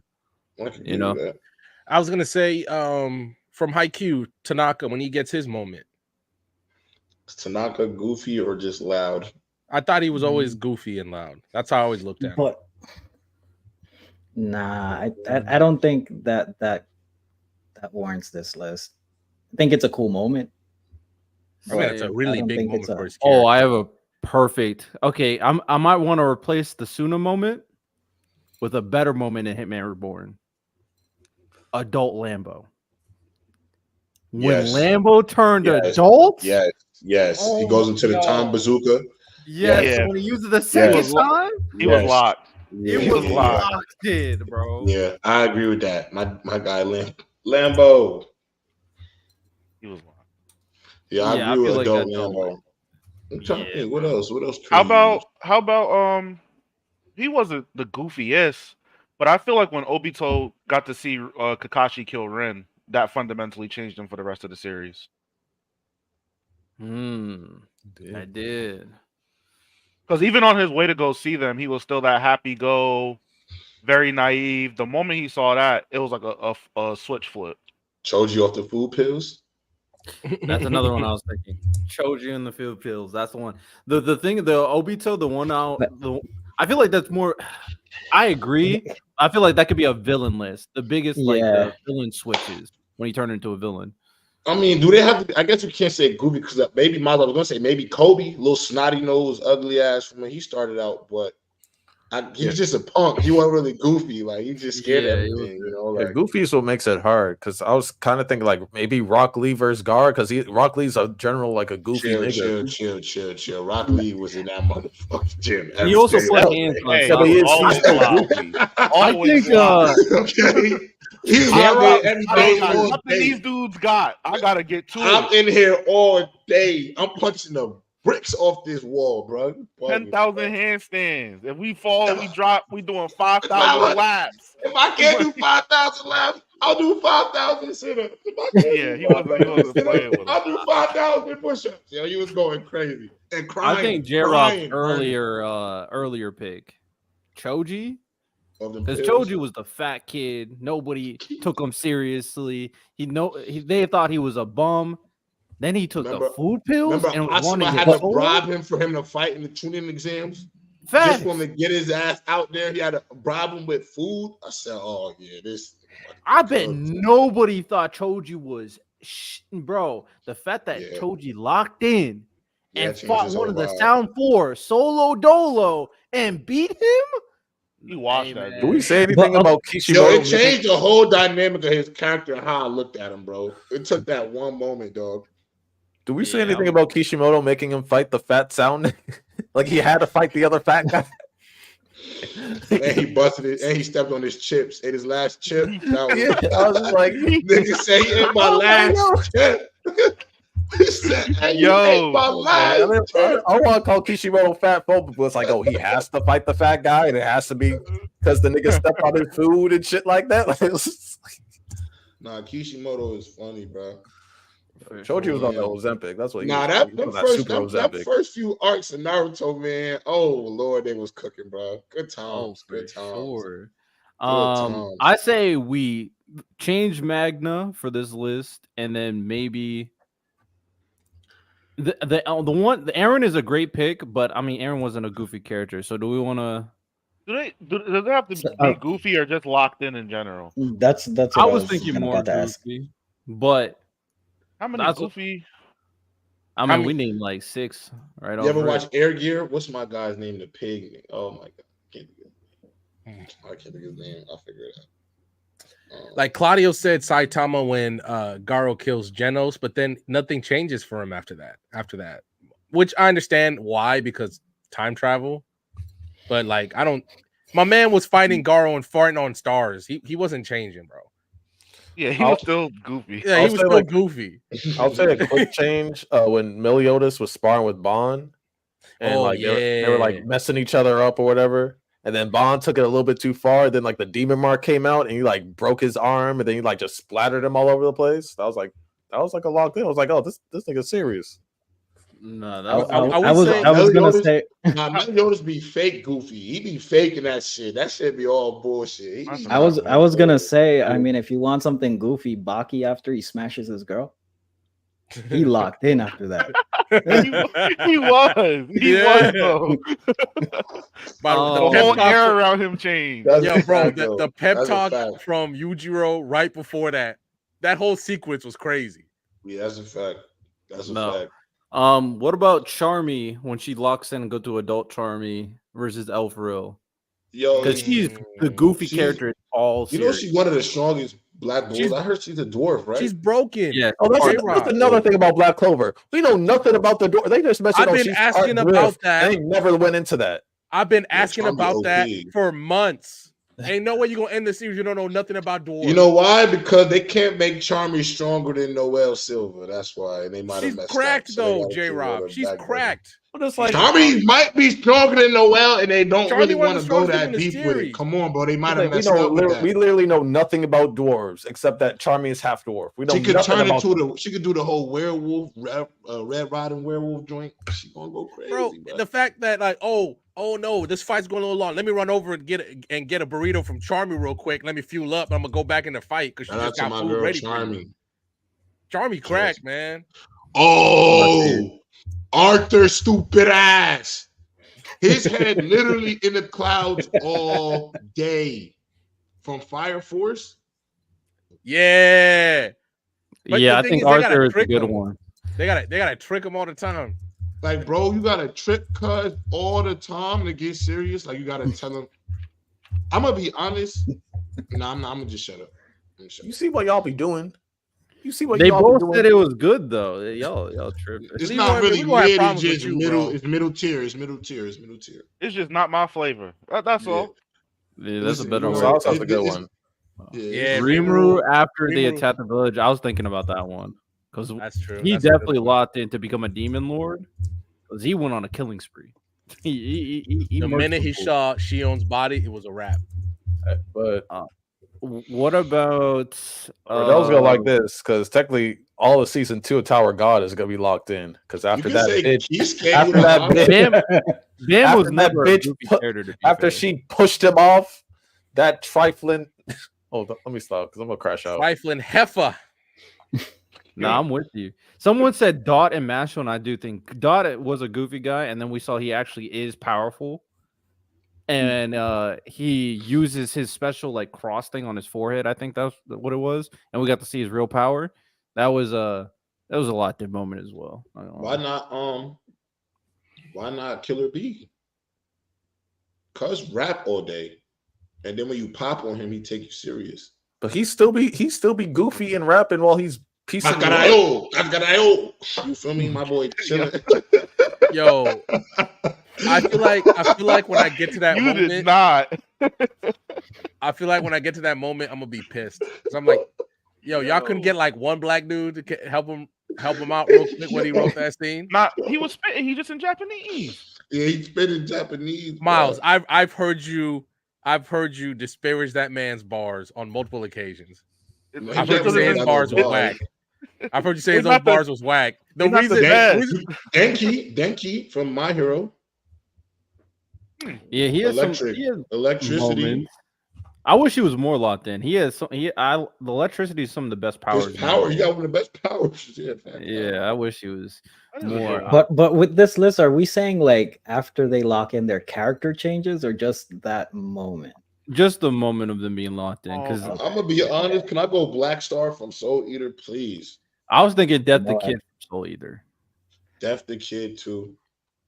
Because I feel like I think they're both goofy and they both have locked in moments. So you can to be honest go either way. Especially when Death the Black Kid locked in Star. against Black Star when he challenged him in a fight and Death the Kid beat his ass. Remember that? That was tough, man. Put in work. I think 10 is fine enough. What do we think is the best locked in moment here? Is it? It's probably Aaron. It's Aaron. For me, if we talking about what the criteria is, it'll always be Usopp trifling ass and for fighting Luffy over that boat. No, that shit. Because he ain't never good. He never went back after. The coolest thing he did after that was lighting that flag on fire. That's He's it. right though. It's crazy that the most locked in Usopp's ever been is against Luffy. Against his own man. And it Now was I'm putting it in unwarranted perspective. too. And I actually that might get him a candidacy on Let's Get Negative. Now that I'm really thinking about it, that is really trifling. Now that I'm putting it into real perspective overall, after all the shit they've been through too, bro. They got This is split up like Homie Usopp. saved his girl too to even get that shit. Oh my god. Next week, J Rob's gonna go off. Usopp, I might be on you. Actually, I'm gonna chill because you're a black king, bro. But you gonna piss me off, bro. You better pop off an Elbow arc, or it's really up. You really got a few more arcs left, because I'm trying to see the die of brave pirate. I haven't seen that yet. I I'll don't be care. waiting. We Hey, are man, waiting, like, Usopp. Your time's coming up. It's been years. Like I It's been said, over 2 decades, bro. Oda's gonna pull the trigger, man. He's, it's If up he for kills Usopp, then it's still up for Usopp. That's the end of his character Can arc.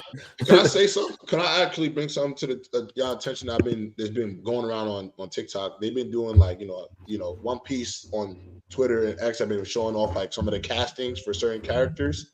Oh yeah, I saw And that. so, bro, John Cena as Frankie will go stupid, bro. Stupid. You want the most American tool you can find to play Frankie. Like, give it a whole look. I'm all in on them going for John Cena to play that role. No cap. I'm with you because he's an actor that really doesn't take himself seriously, and he's down to do whatever the character does. And he wears anything too. Like he Facts. doesn't mind putting on those panties, bro, and just rocking the little shirt. John Cena with his muscles like this, bro. Yo, John Cena gotta go That would be crazy. funny. That would be hilarious. I saw some of the casting for the verified casting for the next season for One Piece live action. What I'm really curious about, well, I'll say 2 things. First, number 3, they got a top tier actor for number 3. I'm surprised. Shout out them. And the next, I'm so curious how they do these giants. Like, I have no idea how they plan to do the giants with money. They I don't. Hey, man, they got money. I hope it's not. Hopefully, it's not cringe, bro. I don't know. I think they're getting the Game of Thrones. I think One Piece getting the Game of Thrones budget, bro. Yeah, they really might. Yeah. What could I mean? They will have to because I'm saying they will have to. They will have to though. I don't know what other budget I can think of that they're getting to do the show though. For them to do the Giants, bro, what it will have to be a Game of Thrones like budget because come on.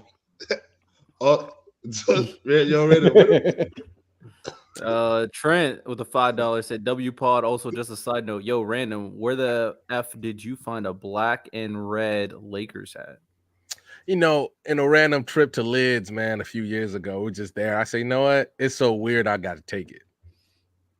I haven't been to Lids since like 2012, 2010. Yeah, but every time you go to the mall, it's just right there. Why not just pop in real quick? I used to have some crazy ass hats, but no, I don't.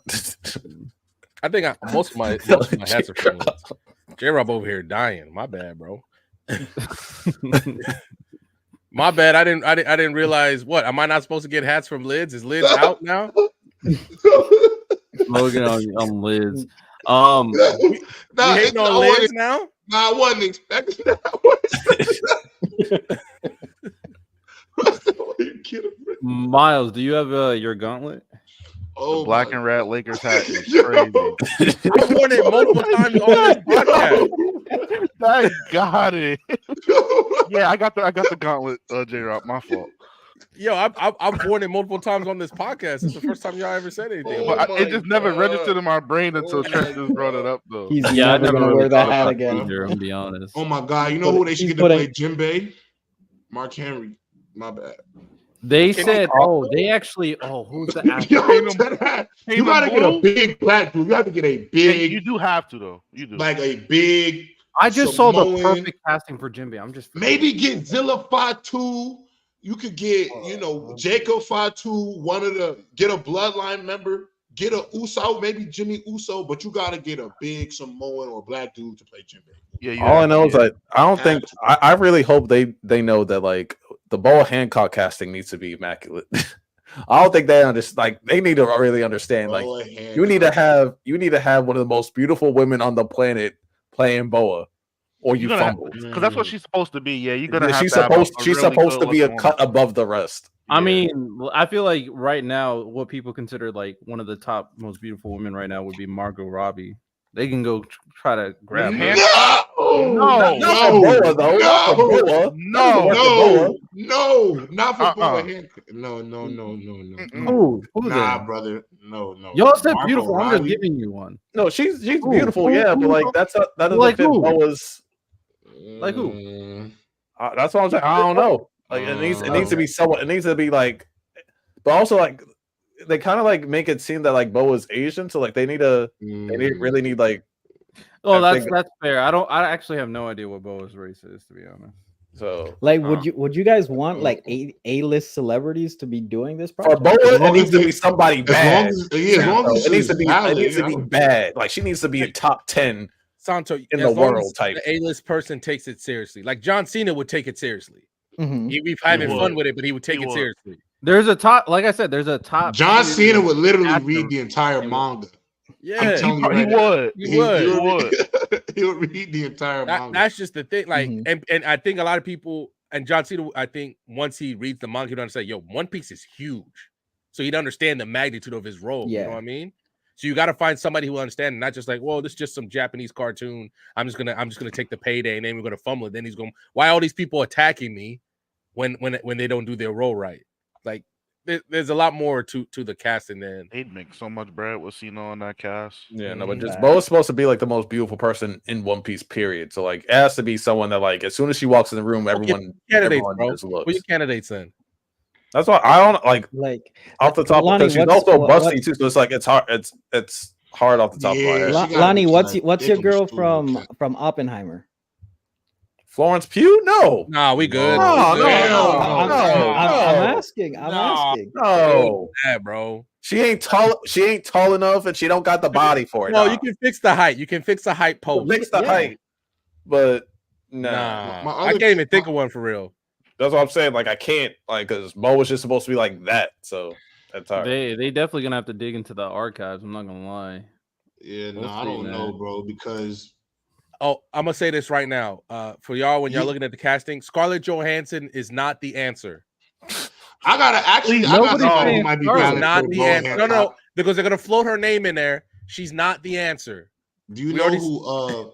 No, they're not gonna float. Scarlett Uriah Spurbund is. Uriah Spurbund. Yeah, I'm gonna put it in this chat. She could be. Oh, but I do fully support because they're making the Naruto live action. I do fully 110%. Hey, I'll donate to her salary. Sydney Sweeney being Tsunade. I completely at 100% back that. I back that with. I want to see who plays Aokiji too. I want to see Aokiji, Akainu. I need to see who plays those roles for sure. Nah, we definitely got to be lumped in. All right, let's move on to our final segment. We haven't done one in a while. Let's get into our gauntlet.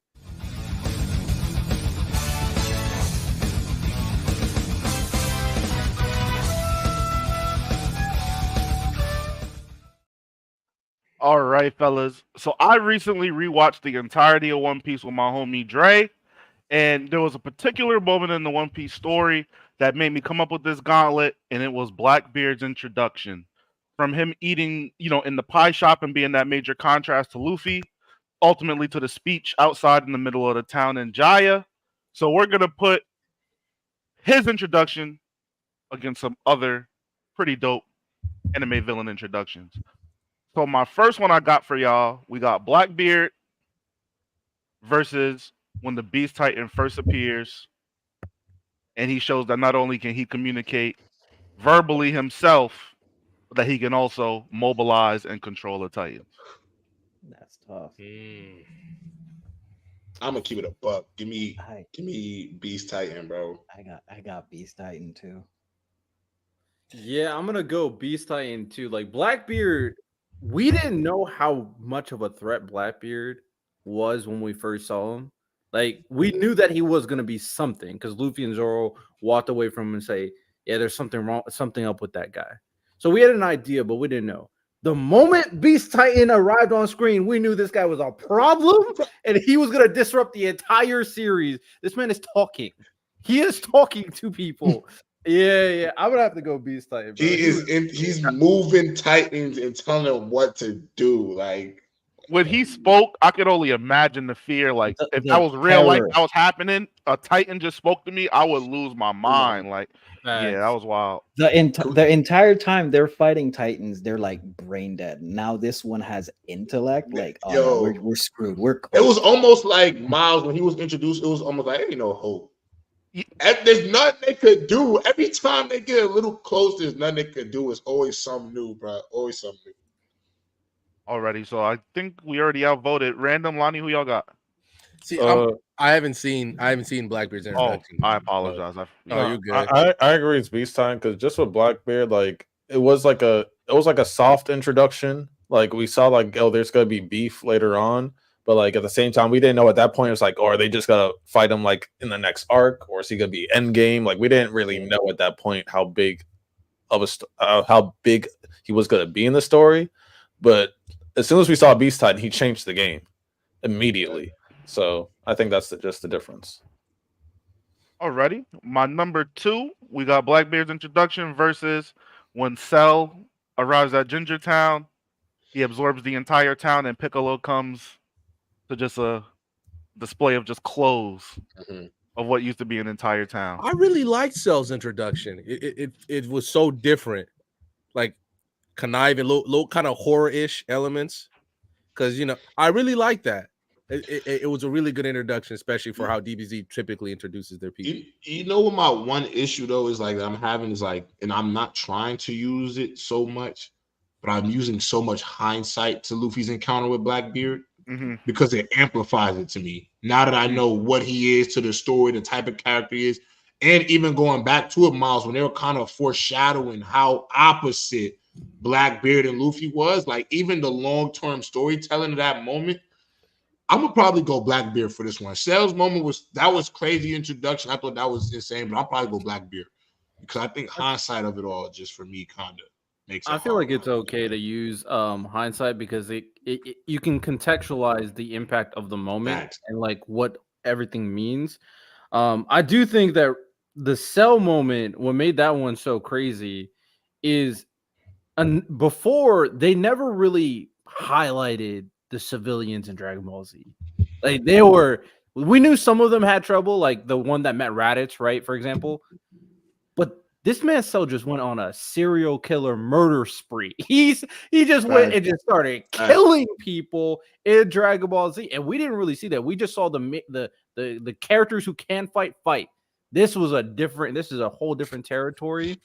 And that was just a crazy thing to see. And it really shows you, because they already set up the villains were supposed to be 17, 18, and 16. When Cell arrived, we were like, oh crap. No, Cell is the villain. And it really changed our whole perspective on the other 3 androids like immediately. So I'm gonna go with Cell. And don't forget, he came into the timeline with a body on his record already with Trunks. So he was already on some demon timing. I'm gonna go Blackbeard because don't get me wrong, I liked Cell's introduction, but at the same time, like it was just civilians, it was just fodder. They were just dropping common loot. He was interacting with the main cast. I need a common loot hoodie. They were innocent people.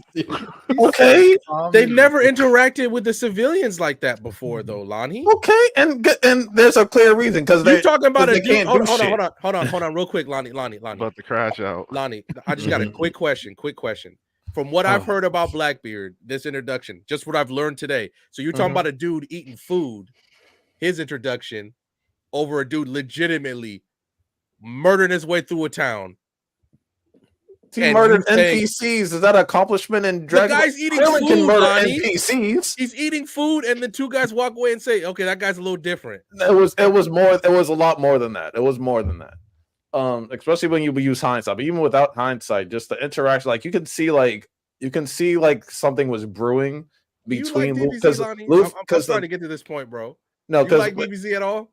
Because I love DBZ. No, but when it comes to Luffy and Blackbeard, as Miles said earlier, we've never seen Luffy act that way towards another person right away.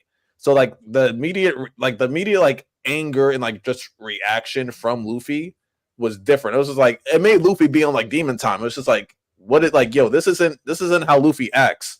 And so like that interaction the fact that like he brought that out of Luffy immediately, because usually you have to like hurt somebody that Luffy cares about. You have to like fuck with some food. You have to do something. The fact that like he just his presence irritated Luffy's soul was like, okay, this dude is something.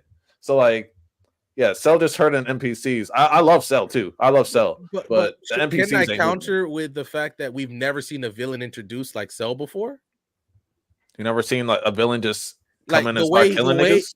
Slaughter innocents. I think we've seen Oh, that. No. Like you guys are trying to break like the horror elements of it. Like there's all this stuff going down. Meanwhile, there's a monster thing just running around this town. Like just look at how Cell was introduced. That might be horror elements to you. I can show you some real horror, but that didn't didn't. When you look at how DBZ is done, though, I don't need to know real horror. We all know what real horror is, but not in DBZ, not in Dragon Ball. Like I said, I like Cell's introduction. I love Cell's introduction, but it's just like the reaction that Blackbeard got of the main character, not NPCs, the main character, which no one else was able to do. Now you're penalizing Cell because Goku didn't go. I'm not penalizing. I'm not penalizing. I'm saying the difference. I'm talking about the difference.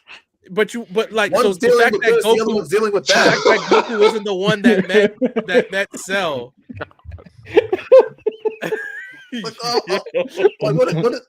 Miles is utterly disgusted.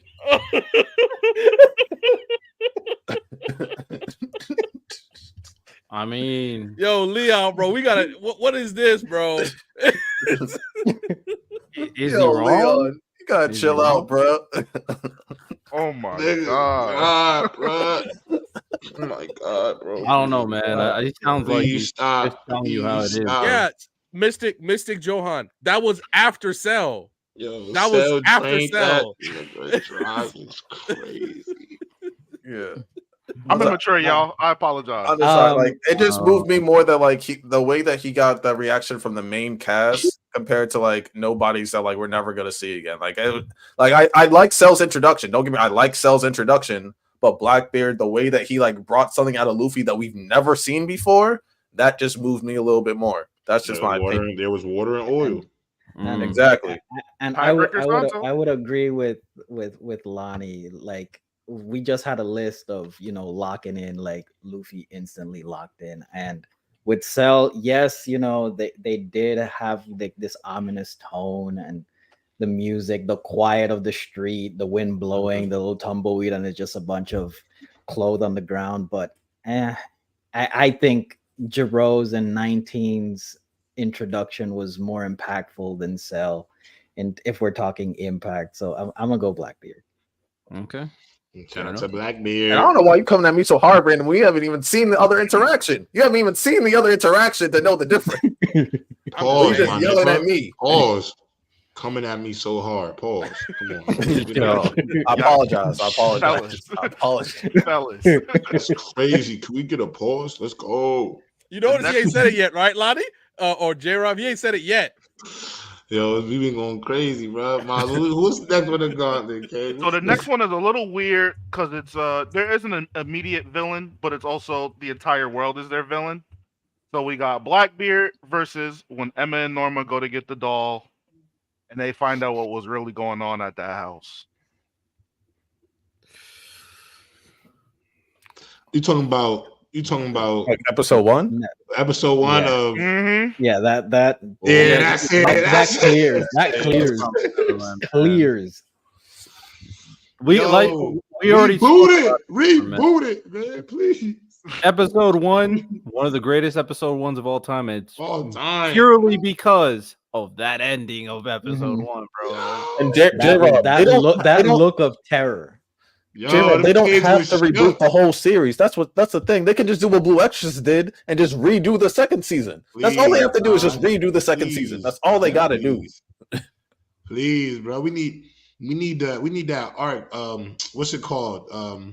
Where they're at they're pretty much the shooting range. Like they big game hunting. I can't figure the name. Oh my god, I can't figure out. But that they could animate that arc. Come the hell on. Oh, they dropped the ball. So I think we got consensus there, which I expected. That was the freebie one.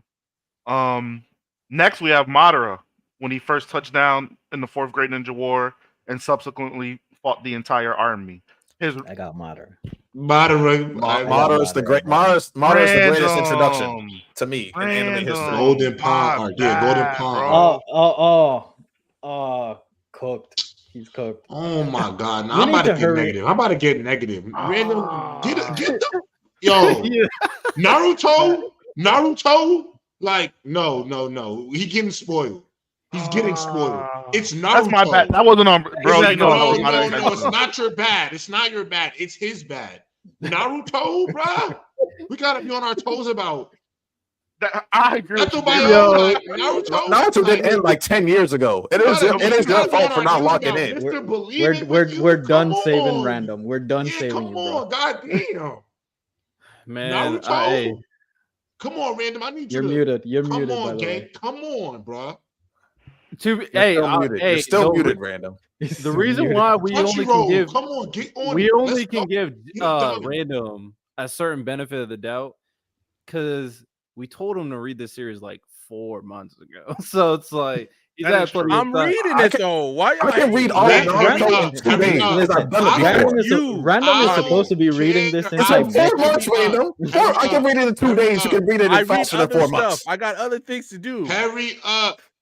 Get into it. Get in a groove and let's go. It's Naruto. I mean, you're only at the Neji Naruto fight, even though my we do the tuning exams. That is bad. After 4 months, that is bad, random. I got other things to do. Chill. Nah, I'm not even jacking that. 4 months. If you watch the episode a day, you'll be farther ahead. If you watch the episode a day, you'll be farther ahead. I'm not gonna lie, random. I'm not gonna give you a pass because I rewatched all of One Piece before you watched. Oh, that's you though. That's crazy. That's a crazy thing, bro. That is crazier than what you're doing. Rewatching all of One Piece is crazier than reading Naruto, bro. OD. But that's what I'm saying. Like, now we're just mad, bro. These 15-minute episodes. Skip intro, skip credits. Let's get it. People mad about how I consume anime. It's crazy. Yes. That's how I work for me. Sensei Society member doesn't watch Naruto. I'm watching it. Come on. Oh, he also hasn't seen Bleach. Hey, Rob, he hasn't seen Bleach. He hasn't seen One Piece. Bleach or One Piece. Nah, nigga. J-Rob. You grew up on that computer. You ain't grew up on them TVs. You grew up on that computer. You was typing in websites first. You wasn't growing up on them TVs. There's no way. There's no way in God's green earth you have not finished Bleach or Naruto without having to have the pacing being done on Saturday nights in your drawers while you eating Apple Jacks. I'm projecting myself about what I was doing. Apple Jacks is crazy. Let's pretend I was smacking Apple Jacks at 10 p.m., Lonnie, and I'm keeping the bowl in the box in the room. Fellas, let's pretend like my growing up situation was the same as y'all. I literally, fuck it, yeah. Grew up in another country, came over here, had to learn English. None of that. All that was done before anime. Santo, cook him, Santo, cook him. No, Dominican, born in another country, had to learn English. Random. I'm just saying, not one big three, not one out of the big three you read. That's crazy. I don't care. We open these gates. That's y'all. That is y'all. It's the big three, random. You haven't read all of one of them. There's one. I'm sorry that I was too busy taking care of other stuff. You read a million isekais. You can't read one of the big three. How was you jacking these isekai and all of this? It's better.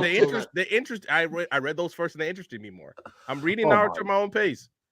I'm sorry. Spoil that shit, Miles. Spoil that shit. It was just. I feel like Madara coming back into the story is like a big spoiler. But who y'all got? That shit random. He fought the whole army. 1 versus 10,000. Wow. 1 versus 10,000. Then afterwards, he fought the 4 Kage summon and got to waxing them too. The shit got crazy. He waxed the whole army dolo, then took on the 5 Kage summon and put them to bed too. It was it was aura personified. personified. It was one of the greatest anime moments. It's my favorite Naruto moment. I'm sorry. He's a villain, and he was getting busy with everybody. Everybody. And And having fun. And having fun. Weaving his having ass fun. off. No, but even before that, just take it back to the beginning. He's mixing it up. Just take it back to the beginning. Niggas were praying. Yo, they were praying to their God. Dropping their weapons. They was giving up, bruh. And it's He one had nigga, conquerors and it's one nigga versus a whole army. It's like what it was like 100,000 niggas, and they That was were a lot of praying. They were praying. They were crying because they saw this one man. Yo, and then shit got even criticaler because they added the aliens to the mix. When the aliens got involved, shit got even crazier, bro. I'm just letting you know that aura, when it comes to Madara, you're missing out, King. You're missing out, King. You need to. I'm just letting you know you're missing Shout out out. to our vice captain Yeah, Sean for I actually agree. locking in. I pick Madara as well. I pick Madara as well. I'm watching that. I'm gonna be nasty. I know how you about to do You know what? it. I'm gonna be nasty. I'm gonna be nasty as hell. Oh my God. I'll read Naruto if you all finish Mushoku Tensei. God, here. Bruh. Oh my God, brother, this guy stinks. Oh my God, And the fact that he said all of us too. What type of weird Why? ass? Santos caught up. Riddell ain't never gonna read it. Miles, you stopped somewhere in season 1. J-Rob ain't ready yet. Yeah, zero. And Lonnie 2 episodes behind. That doesn't work because But hold on, I'm but I'm just a saying, Mushoku now. Tensei But fan. bro, But like, to yo, like, compare it gang, to like, Naruto, we bro. being But hold on, nasty but now. random, We it's being you nasty. missing out on peak, bro. The big three. They're Like, called you the big missing out- three. You missing out on Jiraiya's crash out mission, bro. From what I've heard, Jiraiya pop- really the go on a suicide dummy popsicle. mission. that's great. From what I heard, the starter Bleach is bad. One Piece don't get good till 200 episodes. What? That's what I've heard. I've heard people in the Discord say that. Oh my fucking. Random. I want you to tell me how many stories. Oh, what is he talking about? Niggas on the Discord like Trey Young. What are we talking about? What is he talking about? What I are you saying? Have you watched Bleach to say that? Yo, No, we gotta no, vet these people I in said our what- Discord. what I've saying that seen people stuff, in the bro. What are we Discord doing? say. What are we doing? What I've Bro, seen they people- going by what they're saying. Our Discord? Apparently, There's no way. There's no way. Not when it comes to. I'm trolling y'all. I'll watch it. Niggas in Discord trying to tell me Trey Young's the #1 option. Fuck out of here. all right. What's the next one, man? The very last one is actually from Bleach, and it's when Aizen shows who he really is in Central 46, where he you got Riddell, you got Aizen. Yo, it's for sure. Isaac, Aizen, bro. Oldest It's Aizen. introduction in anime. I'm not gonna lie. It's Aizen. That man pulled It's up like Aizen, Mom. nobody else. I agree. Bruh, he came When in like, Momo I got the cheat standing code. there, when Momo's standing there defending him, and she's like, he would never do that. This is Captain Aizen, and he stabs her in her He back, stabs and she her. looks back, and that look he gave her, that smirk, he My- takes them shades off. I I, was like, yeah, that nigga got I it. forgot to mention this because Got it. You're evil. Nobody's been as cool just taking off their glasses than Aizen, Aizen, bro. Oh, this man, that aura on like we talk about Madara. Bro. Aizen's aura, bro. Arrogance it's a meme for a reason. personified, bro. He stopped a main character's theme song with the finger. Like Yes. this dude was different. He I- was different. I don't think I ever mentioned Aura. this, but Kubo got asked about that night that Momo crashed at Aizen's place or whatever when she was super tired, and someone asked Kubo, "Did Aizen smash?" And he basically said, "I set it up that way, so it would be up to like the reader's interpretation, but I can either confirm or deny." So imagine if Aizen smashed Momo and then still did that shit to her, bruh. Yeah, man. Just an older version of Itachi. He evil. Aizen evil for sure. Because that would also make sense why Momo crashed out the way that she did. Because if he clapped them cheeks and still Stabbed her and then one shot. Since it's based off reader's interpretation, I'm believing he didn't because that's too weird. For me. I'm toxic. He did that shit. I think he That's did too that. weird for Yeah, I me, think bro. he did that. So He's Miles, toxic, with, bro. with all of this being said, was Blackbeard's introduction underwhelming? I don't think it was Based underwhelming. on the comparison. The reveal. Yes, in comparison to the other ones, because I feel like they Yes. have the hindsight and some of the initial shock value. But I think when we do see Luffy and Blackbeard finally go head up, it's gonna make that first interaction way That better might- than the yeah. other ones. Facts. That's what I think. Facts. Okay, fair enough. Could I just say something too? I know was that the last one, Miles? That's the last one.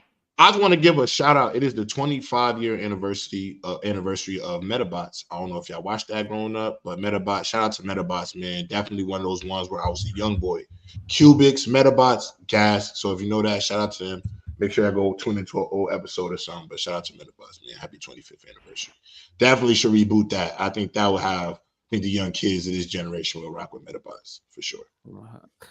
Do we think the One Piece, the not a reboot, but like a condensed version of the pre-time skip of One Piece that they're doing that we know about? It's called like the One Piece or something. Do we think that is going to open up One Piece for the new generation? Like, do we think that's going to hit? 100%. No question. Better I knew it was real, animation, better Riddell, pacing? when people watching that live action, bro, and being dead serious about it and never watched a lick of the anime, bro. Oda struck gold, gang. That was the best way to converge the audience, bro. To start a whole new version of the anime, rebooted version. Yeah, and starting the reboot version now when you're in like your final saga is a perfect time to do it because everybody's going like, yo, I need to lock in because it's about to be done. I need to it's lock about in. to be we gotta lock in. So We gotta catch up. All of this word. By the way, y'all, almost done means 7 years, so we're gonna be around for a little bit. Yeah. Is Other there- question is go ahead, Sensei. I was gonna say, is there any concern of oversaturation? No. Of having three series of the same content go at the same time? Not for One Piece, nah. Santo, I ain't gonna lie. They did that live action, man. I have to really tip my hat off to them, bro. I'm excited for every iteration of it. Because first things first, I don't think any of us are expecting every season to be the same stretch of the episodes. I don't think nobody has that expectation. So we getting our episodes, you feel me? So we getting, more content in a shorter span, but man, I'm not gonna lie, I'm excited, bro. I think One Piece is probably peaking at the right time. If you ask me, it's peaking at the right time. You can say what they want. People said, Naruto and Bleach had their big peaks in the early 2000s, 2010s. Yeah, One Piece finally got popular that 2019 pandemic season, but it was the best time because anime in general blew up. It was the perfect time for a series like that to really get its stride. Yeah, I agree. The West, at least. In the West. Yeah, I think One Piece is in good hands. I think the reboot is going to be good for new audience. What's going on in the current is good for the audience that's been here. And I think the One Piece live actions is the perfect way to just bring both communities together. I think it's spot on. Yeah, for sure. 100% agree. I guess the last thing to bring up, since we don't have to go into that, maybe in a future episode we'll go in depth a little bit more. My Hero Academia is on its last legs. Was it like a couple more chapters left for the epilogue? It seems like they wrapped up the Todoroki storyline as well, and it seems like they're about to wrap up a couple more storylines, which is what you should do for an epilogue. You need to wrap up storylines. That's very smart. I'll be honest. My Hero Academia is not like one of my favorite series, and some of the stuff I'm like, hey, it's cool, but the Todoroki family dynamic is perfect. It is perfection, bro. It's absolutely perfect. He cooked with the Todoroki family. You could really tell he loved writing that. He loved writing them. Like there are times where he took his time. He's like, forget the rest of the story. We just solving this right now, and then go back to it. Yeah, because that underwhelming ending to the series, it needed that. Oh yeah. What other? My Hero. I'm gonna be honest. My Hero, like, I'm just a little disappointed with how it's ending, bro. If they introduced Deku's dad in these last 3 chapters, random, you holding on to that? I did see that comment. People talking about Deku's like flipping burgers, and that was a fake picture. That has to be fake. That has to be fake because I let you know right now. if the last few episodes is him working at a McDonald's, Let's get negative. What? It was a fake photo. It was like a fake panel going around. No, I got you. I got you. But that says so much about the world. It's y'all saw this dude on worldwide television save the world, and y'all can't. Y'all sitting there Can't get him like a government job or something. You guys can't bag these fries, nigga. Whatever. Yeah. Y'all can't at least give him the Captain America treatment where he just goes around. No, my thing is, when did he go into like the support? Because he's like he's really smart, and like he was vibing with that one chick that like made the tools and everything like that, and made the armor. I mean, he should just become a cop. Like, I think he should work. He should work in the school. Full vigilante. He could work at the school. He work with the support groups. Like he can make be the gear. principal. Go get all the support items and still be a hero, bro. It don't matter. Man, I think the support Iron Man suit. They give Deku an Iron Man suit. Yeah, I think the support angle will be really good though, Gerald. Because think about throughout the whole series, he's always making notes on what everyone can do. So he knows everyone's quirk and shit like that. He can make the perfect items for everyone. He's not an inventor. Nobody wants to go from the rafters to the showers, buddy. Bro's at the top level. Now he on the sidelines doing analytics. No, put that crash test dummy in the mobile Iron Man suit and let him get right. Deku still has a quirk, though, so I don't know why people are trying to put him in the fast food. He still has a quirk, so he's going to be a hero. Quirk. I don't think he has the it says he has the ego to keep going, but he said that school and mentor. Wait, Santo, what were you saying?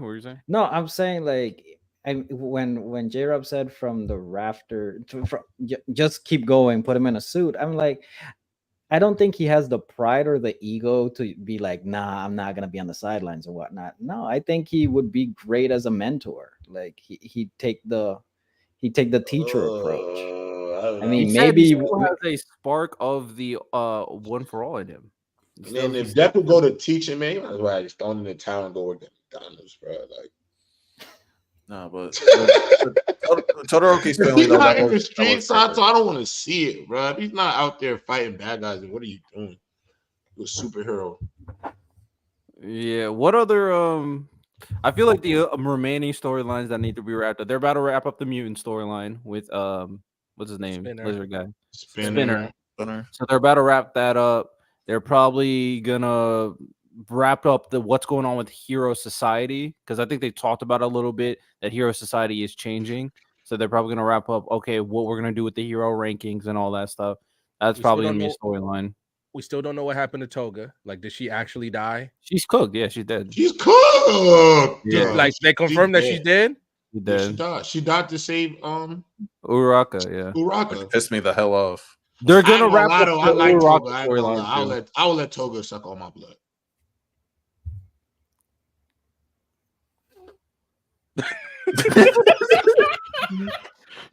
Nobody wanted to say nothing, but I was like, I mean, I ain't mad at it. Hey, listen, they humanized her more than enough for me, bud.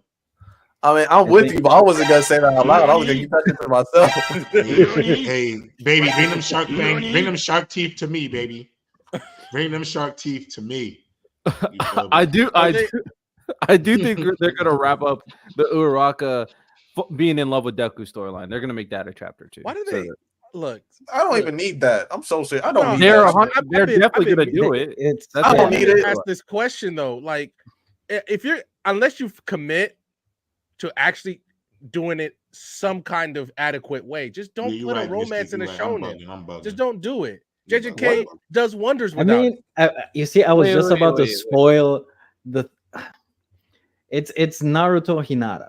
They're going to They're take the that exception from everything. Yeah, but they got a movie. I do not want a Deku Uraraka love story movie. I ain't watching that shit. I'm telling you right now. I don't think that's true. Hold on. The point of putting relationships in is because it's also like a general human emotion. Like you start feeling something about another person. So there's nothing wrong with putting a romance in a series where it's about a bunch of human interactions and human connections. Do it badly. The whole adventure. How? Deku and Uraraka were built since the first episode, the first chapter. So you're telling me that was done well. That's what So you're as telling me. somebody who's never How was watched it done poorly? of all shonen anime, tell me a anime relationship done right in shonen in your opinion that you've watched. Uh, I like Naruto, Hinata. No, I want to hear what's his I idea. don't think I've seen one that's done right. Asta Noel's bad, in my opinion. I think it's bad. You think Naruto, Hinata? You think bad? Naruto and Hinata is bad? That's wrong. What do you mean by bad? You don't even know Naruto and Hinata. Santo. I didn't say Naruto and Hinata. I said Asta Noel. I think that's bad. You're right. How is that bad? But what do you mean by bad? Yeah. You know What do they're you mean like by I bad? don't, you know Like, in why is it perspective bad? they're also like in technically like they're teenagers in high school. Like it's going to be a little awkward. You know they I'm kind not of saying. navigating that. Look. I'm not saying it has to be perfect. You I'm just not hate Sundays. That's the only. I'm not asking. Noelle and Asta, I think, has been a great dynamic. I mean, Yeah. What about like Lucy and Natsu from Fairy Tale? Wendy and Juv? I'm not Gray or Juvia. Gray and Juvia. facts. There's no way you're saying Gray and Juvia is not a good relationship. There's no way you're not. I never said that, but I still think that's the You exception. said that, Wait, what? How do you want these relationships to look? What about Like, Urza? these What about relationships- Urza and Jell-El? So y'all are naming one series that has multiple, but I think other ones. I don't think shonens do romance Yami very and well. Charlotte. Inuyasha? You think Yami? Let me stop. No, we're not. We're not saying Meliodas. Yami and Charlotte's great. We're not saying that. Meliodas and You're saying it's I bad. think her name. Meliodas. Do we really talk about Meliodas? We really talk about what Meliodas is doing live to Elizabeth 100 the years. whole time? Bro, live 1,000 years at a time What over this about, woman. what about Edward and what's her name? Off the top of my head, Edward. Winry. Edward and Winry is great too. I don't think. Bro, we can really dive. What? I think most this can be a shonens whole do romance episode. badly. Soul and Maka. What about Inuyasha and that's what I was gonna Kagome. say. Inuyasha. I still think most shonen. Freaking the monk and the other girl, I forget. And Naruto and Hinata too. Do you understand Hinata died for this nigga, bro? Yeah, because you just told me right now. Almighty pushed him to the sky, nigga, over him, bro. Wait, how do you feel about Vegeta and Bulma? I'm curious. I don't like their dynamic at all. What shonen relationship do you like, bro? This nigga crazy. This nigga tripping. He trolling, bro. How am I trolling? How Oh, are you're not trolling, Trolling, bro. You Hold gotta be. on. Take So a we deep breath talking before you go about- crazy. We are talking about the greatest sugar baby in anime history in Vegeta. Okay, that's their dynamic. What's wrong with that? What's wrong No. with that? And my problem is I wish we had She I fell in wish love we with had him. more He didn't fall in moments. love with her. all of a sudden, okay, Frieza arc's over. Then we show up. We don't know how they got together. We just know they're together and Trunks was born. That was Show- a bigger show me- reveal than show me Cell. what- How's their dynamic? Show me Random? the developments. Just don't show me I need to see how they got to that the point. development. So Where then- was the development? then what's your issue with Uraka and Deku then? If we're talking development, I don't think they had enough time. How I about don't think Hawkeye and their Mustang? romance, From romance they did didn't not have sell me. enough time. Their Didn't have romance enough did not time? sell me. Their romance did not. But they sell me. had enough So time. you- There's so been you were more telling than me, enough dialogue. hold on. You are telling me that the Uraka Deku romance was done well. You are telling me that. Bro, they are.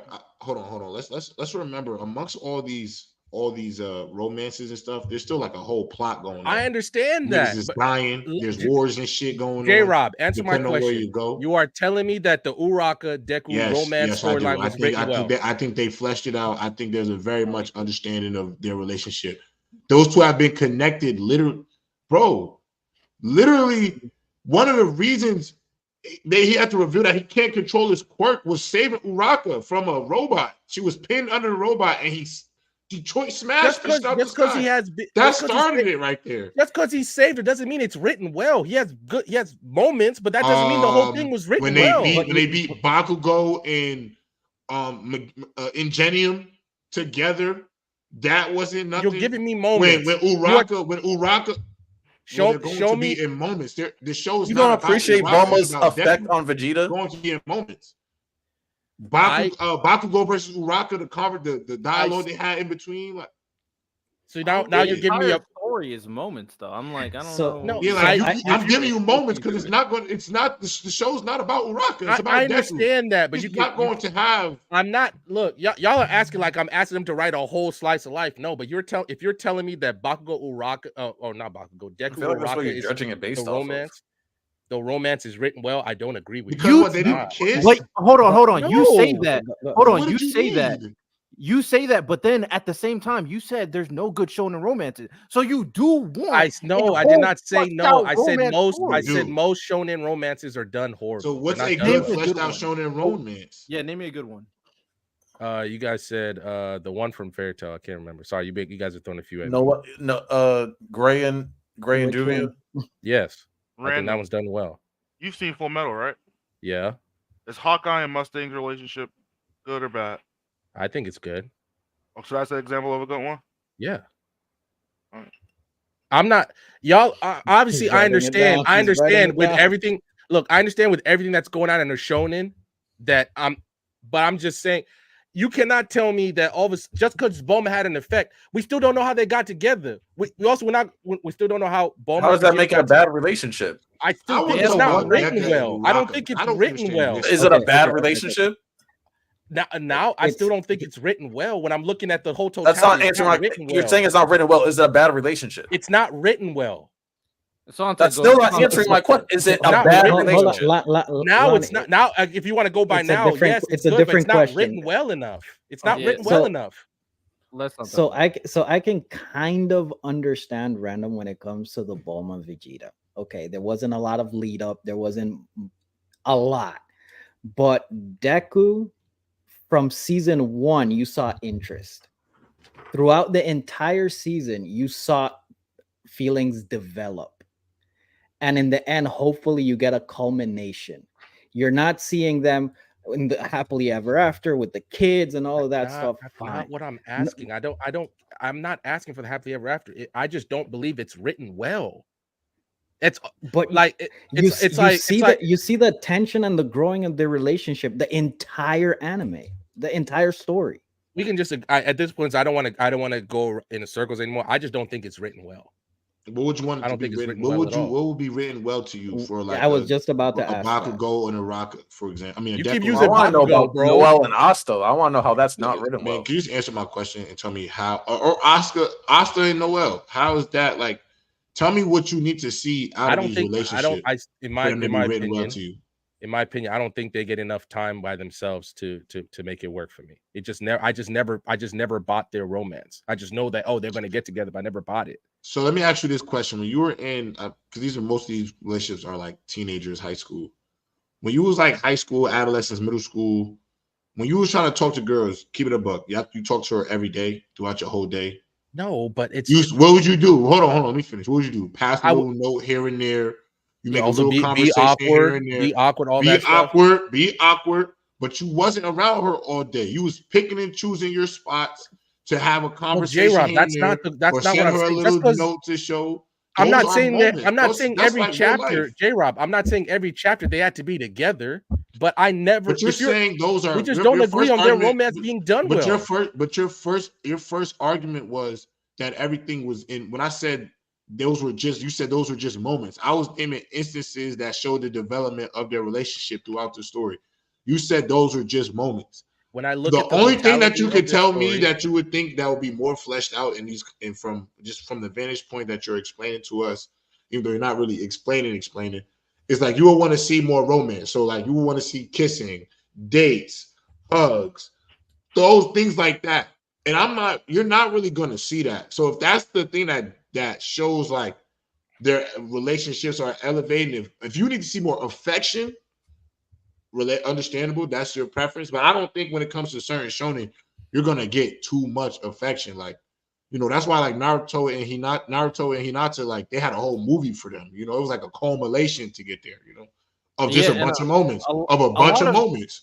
A lot of this is built up to them confirming their feelings. They're not in a actual relationship. It's them figuring out their feelings, developing their feelings, and understanding their feelings. That's why Noelle finally admitting that she loves Asta was such a huge moment in the story, because they hang out constantly. We know, like, a lot of the times when it comes to even real life connections, it's not me going on Tinder, let's go for a first date. No, there's friend relationships where we're friends, we hang out all the time, and then your feelings start to develop. That is exactly what Asta and Noel, that is exactly what Deku and Uraraka is. They were friends, they started developing feelings, they started understanding their feelings, and then at the end, they confirmed their feelings. That's what the story is. A big part. Hold on, Random. A big part of the whole Noel Asta thing is when they were going to the undersea dungeon or lair part or whatever. She was talking with the mermaid chick, and that whole conversation helped her realize that she had feelings for Asta.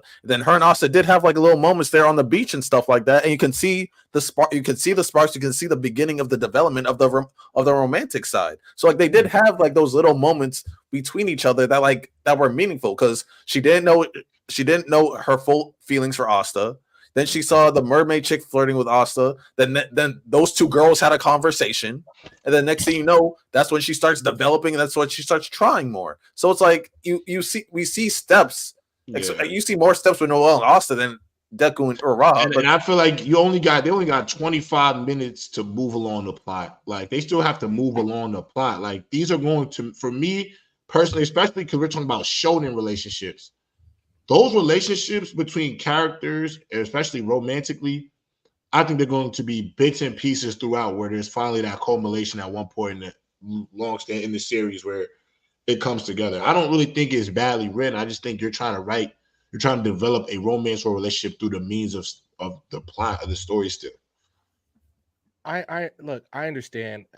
Maybe I just have a higher standard for romances in general, especially when you're adding in shonen. And bam, you could tell me that they took Trunks to amusement park. How the fuck did their relationship even start? We don't even know that. She left Yamcha for one night stand. What do you mean? We know that. I'm sorry that I'm asking, especially when we know that. Like, I'm just asking for better. Just because now they've already got my thing. What I love most when I watch a slice of life is the journey itself. But that's journey, like the purpose. But I'm about to say, I was just about to say that. But listen to what you just said. Slice of life. But I think the journey. Let's just use Vegeta. The journey for Vegeta and Bulma is bad, in my opinion. I don't think. Hold on. There is a journey though. Like you're confusing. The journey's written badly. Hold on. It's a different type of relationship. So the relationship between Vegeta and Bulma is one night stand. She gets pregnant. She has a baby. The relationship is after she has a baby. There still wasn't a connection. It took a while for Vegeta to finally start liking Trunks. It took a while for him to understand the purpose of family. It took him a while to understand all these things. And once he started understanding these things later on, that's when their relationship starts really evolving itself, which is why, again, when Vegeta said, "That's my Bulma," it was such a huge moment. I understand it was a huge moment. Rage over his shorty, bro. I understand. Like his girl. Y'all are acting like I'm random. Here's why you're being unfair. No. Hold on, real quick. Y'all are acting like I'm saying that I don't recognize them. I recognize them. I just still think when I look at the whole totality of it, I just don't like it. I think it's bad. I think it was written badly. But the thing is, you compare this stuff to Slice of Life. No. It's like comparing steak to I'm an not apple. comparing it. I'm not comparing. Because you talked about fleshed out relationships on Slice of Life. That's what you said, no? Please. Obviously, Slice of Lives have the major advantage because they don't have to save the world. I'm not asking for Slice of Life quality, but I think what we are receiving is not good. How? I don't think you're talking about like the journey of the relationships. When it comes to Slice of Life, like the purpose of those stories is that journey, so they can focus on that. But Lonnie, I don't understand how they don't do it well, because I think in most relationships, do the characters, for example, Uraraka and Deku, do they show that they care about each other? Yes. Noel and Asta, there have been moments where they show that they care about each other. Yes. I believe have they clearly shown that they're friends or comrades first? Yes. Have they had their small moments where they've talked about each other in glowing lights, where they've inspired each other, had influences on their ideologies? Noelle has been inspired by Asta multiple times. One of the reasons why she gets better controlling her powers is because of Asta. Like, there's legitimate attachments. And the reason why when you use Slice of Life, I don't think that's a fair comparison when it comes, because Slice of Life is literally about everyday just life and emotions and small things like that. These shows are doing those things while still trying to navigate King Elf is trying to kill the Magic Kingdom. You know, like I don't know, bro. I think Shonen does the best they can with the tools they have. I use Slice of Life as an example, but I'm not comparing to. I understand that Slice of Life is playing a completely different ballgame, especially when it comes to romances than shonens. I'm just saying when I'm looking at these shonen relationships, I'm not downplaying the effect that Bulma had on Vegeta. I'm not downplaying that at all. But when you're looking at the journey, I'm sorry. I think the journey of their relationship could have been better, could have been done better. That's all I'm saying. Wait. How? Well, first Santo go. So, My Hero Deku. Okay, from the top, they notice each other. They're in the same class. They see each other. Okay, we're classmates. They go from there. We're friends. Oh, I'm starting to blush. Let me not show him that I'm blushing. You're starting to develop feelings that they're kids. At the end, at the story, they're kids.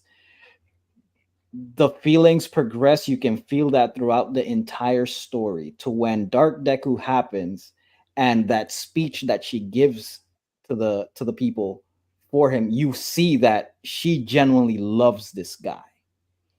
Is that bad in terms of romance? Just quick. Is that a bad romance storyline? At that point, is it bad? When I'm looking at the Deku Uraga storyline, I think it has great moments, but overall, I think it could be be written better. With how Horikoshi has hold on. Is it bad? I think it is. I think it would be written way better. Everything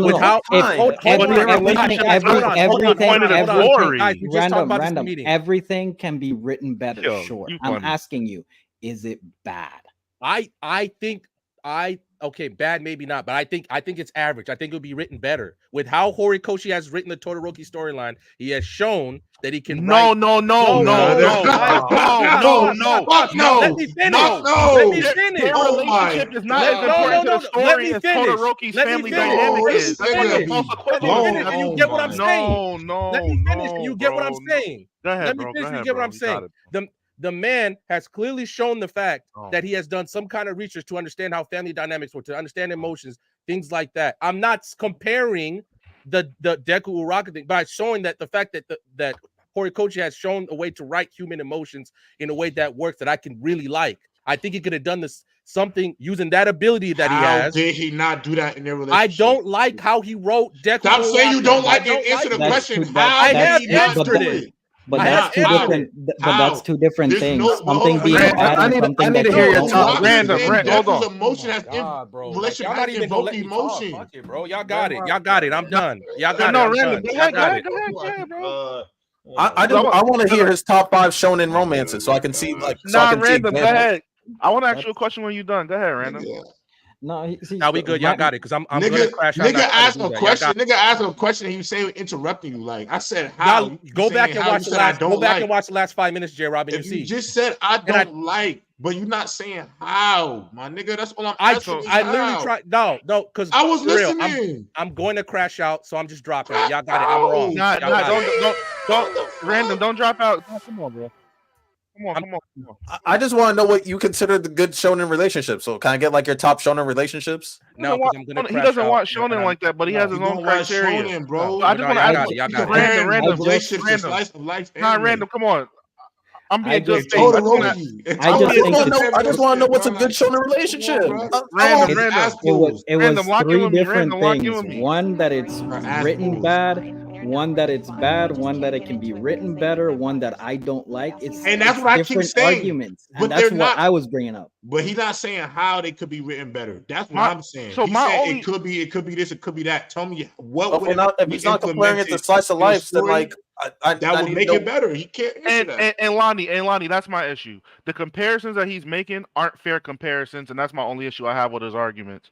Like when he brought up the Todoroki family dynamic, that particular instance in the story, Deku's relationship is not as important to Deku as Todoroki's family is to not only Todoroki, but to his father as well, to Dabi, and to the whole family. It's way more important than a One love of the key story. storylines. So, It's one of the key storylines. so of course the degree of writing and how much time is put into it is going to be different. So I think you comparing them is like it's unfair. Like that's bad faith. Steak to an apple. I have one Steak to an apple. final question for you, Random. And if we ain't on the same page, let me know.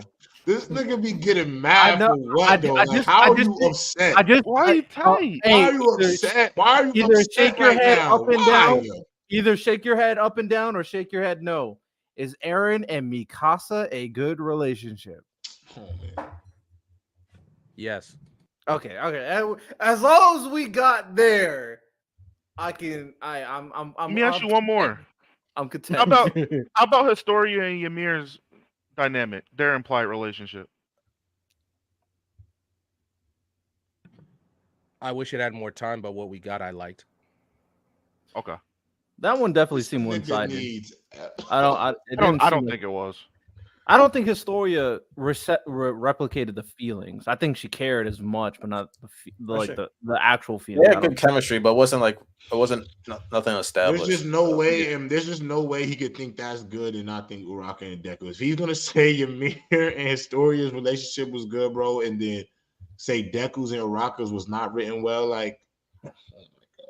I don't know. I just want to know. I don't know the price. I just want to know what's the best shonen relationship.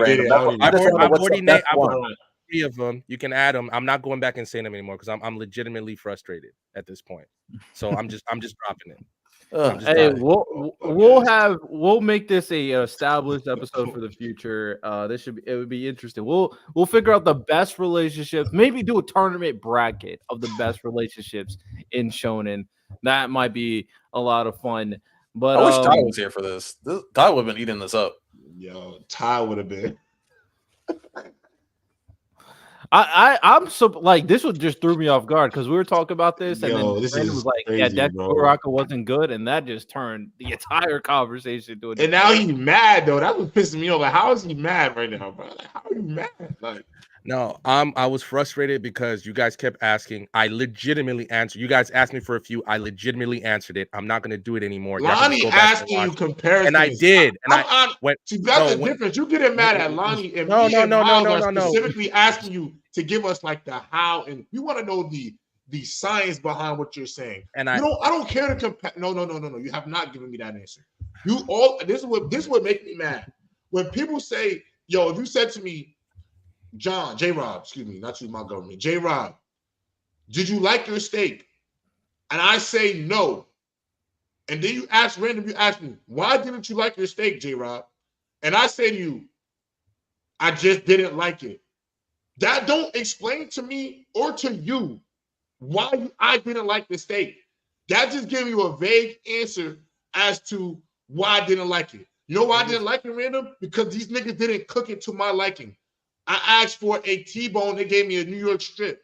That's how I know why you don't like it. And then this is always happens. You always ready to crash out because people are asking you why you don't like it. What about it? If y'all were not saying the writing, I wasn't listening. That's why I asked you the same question. And I'm gonna say it because y'all didn't listen the first time. When y'all asked me about Deku Uraka, I said I wish they had more time together for me to buy into the story. I literally said that, but all you guys were literally jumping down my throat, so y'all didn't listen to it when I said it. That's why I'm getting frustrated. But what more time could they have had?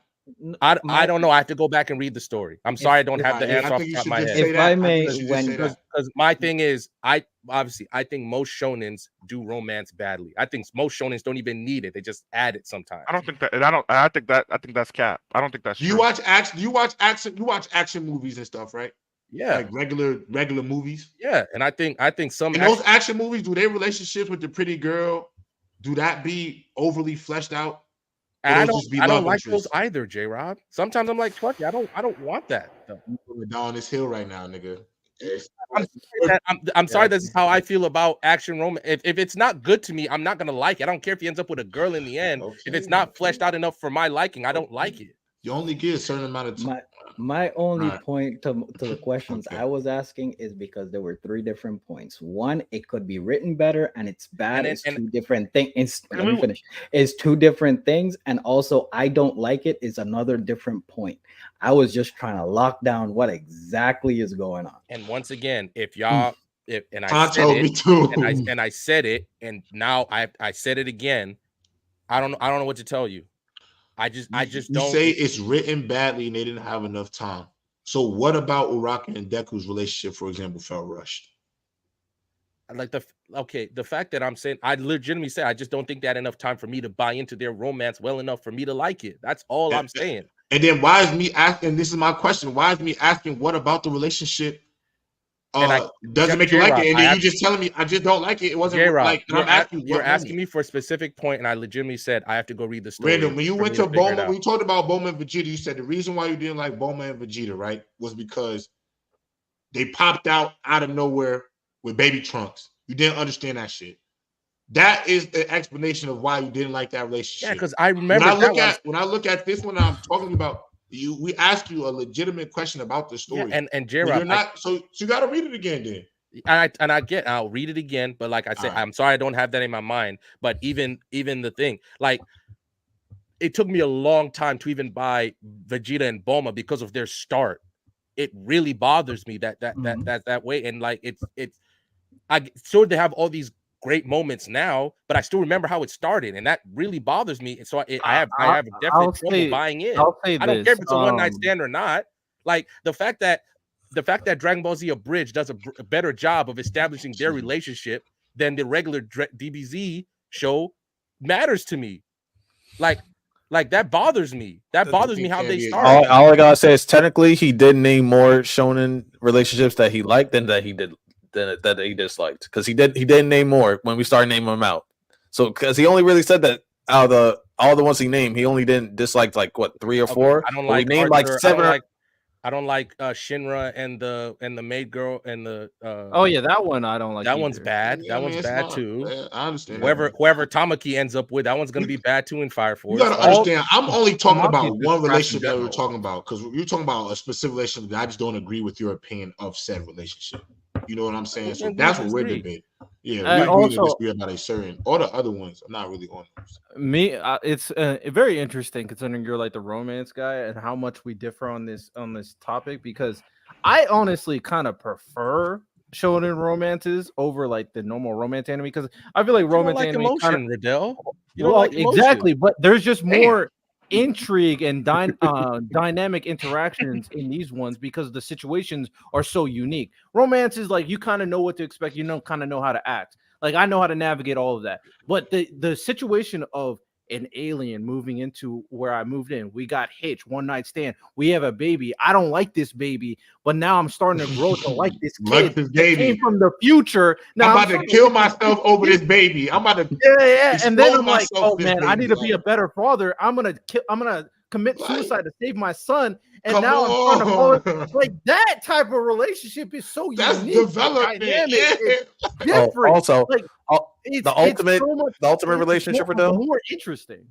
Ultimate take out personal feelings out of everything. Hey, your Lloyd. Personal. I just think the way it starts is it's bad, and that really but your way. But the reason why you say different. It's not bad. It's different. But the thing is, the way you started, that is your personal feelings, because you personally don't like how it started. Because you personally don't like how the relationship started, it hinders your viewpoint of their development in their relationship.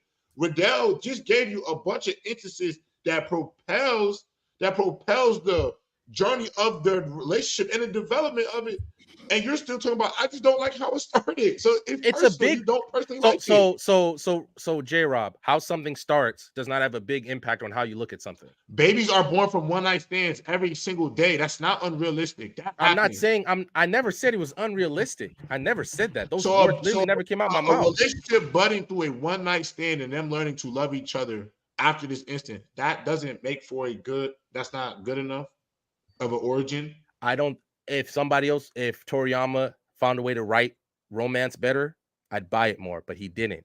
But this is my other, and this is another, and this is my other issue, bro. Like, this is not making sense. Can somebody tell him the person? This is why you say you read this shit. Do you remember the personality of the Saiyans, bro? Yeah, I understand that. They don't even really care about love and all of that. The fact that Bardock put his son into a pod to go be somewhere, that level of care, he was different from his Saiyan counterparts. They looked at their children based off who was more powerful than the other one. They compared them based off power level. This is a group of an alien race of humanoids that live to fight. They live to fight, born to fight. That's all they know is to fight. So usually, if you have that mindset, what type of emotional intelligence would Vegeta have to start a relationship anyway? If he looked at Bulma straight up as a piece of meat to start, that goes to me, that coincides more with him being a Saiyan than the writer of Dragon Ball Z just being lazy. I think it's more realistic. Now, if it's Goku, he was raised by humans, so he has more human-like qualities. But Vegeta did not. He was born on a planet where fighting meant everything. So I'm just like, I don't get it. Like I don't get it. Real quick, would your and Lloyd's relationship be like what you consider like a top tier relationship? I think it's written very well. Yeah. And I have a follow-up. But that's also, do you think, are you saying Spy Family? Never mind. Oh, what about Spy Family? Well, that's it's shonen.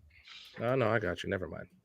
Well, forget it. I'm not looking to get all that again. I'm just gonna drop it. Right, well, Y'all got it. I'm sure this conversation, I'm sure it's not over, but it'll probably be some type of tournament bracket because now I'm invested into this. Because even though I don't like emotion, these romantic storylines in these shonen are some of the most interesting romantic developments you'll see. I'm not gonna lie, Eren and Mikasa. Jesus Christ, that dynamic is ridiculous. But you know, Meruem and Kumogi.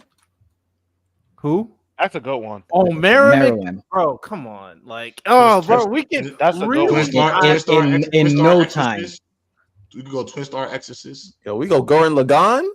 You ever what? You go Blue. Even actually, we can even go Blue Exorcist. You know, Akame got killed.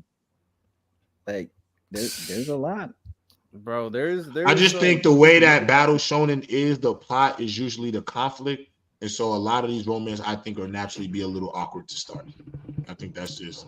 I don't think the writers do a bad job to flesh them out because of where the origin is. Because of how much y'all have talked about it in the thing. So you're telling me Sasuke and Sakura, that's a well-written romance.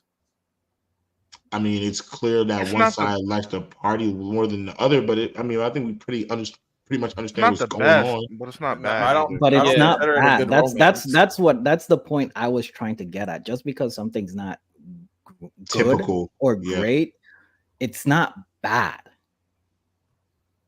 And every romantic relationship not going to be pretty. Them shits are going to be toxic. Yeah, there's also it's not written with her, but it's not toxic. But also random. I'm sure you've heard like a type of relationship where a woman loves this one guy. This guy is not reciprocating her feelings. This guy leaves. He completely forgets about her. She stays in love with him. Her love does not change. And then he eventually, when he's at its lowest, she's there for him. And then they get together. Like, hey, that's just a different. It could be toxic. Yeah, it could be toxic. Like, that's okay. Those toxic loves do exist in the real world. Like, shit, Jiraiya and Tsunade's relationship. I mean, their romance awkward, fractured, a lot of what could have been. But I think everybody was aware of their dynamic. It's one of the best what could have been relationships. Yeah, it's one like of the everybody's best. aware of their dynamic. I just don't. I think because like, if he doesn't go out on that mission, they get together. I agree. And when she lost him, she was deeply hurt. Yeah, like she basically said like, "Yo, when you come back, it's time." That's basically what she was like. Yo, it's finally time for us to give it a shot. Yeah, like it's just, I don't know, man. Like that's okay. That okay. What hurt me most about Jiraiya's death was like, yo, he never really got to be with Tsunade. That's what hurt. Yo, no Naruto talk. No Naruto talk. No Naruto. Well, let's. I'm gonna forget all this. Shikamaru and Tamari. Naruto ended in 2013. Now that was we trying to be Ino and my guy Sai, like. It's dynamics in Naruto, man. Come on, man. But anything else before we wrap up? End it here. Nah, we all friends. We all friends at the end. Of the day. Next week, I am pushing some Kagurabachi agendas. Oh, facts. Next week, I'm pushing some Kagurabachi agendas. It's gas, Lonnie. It's gas.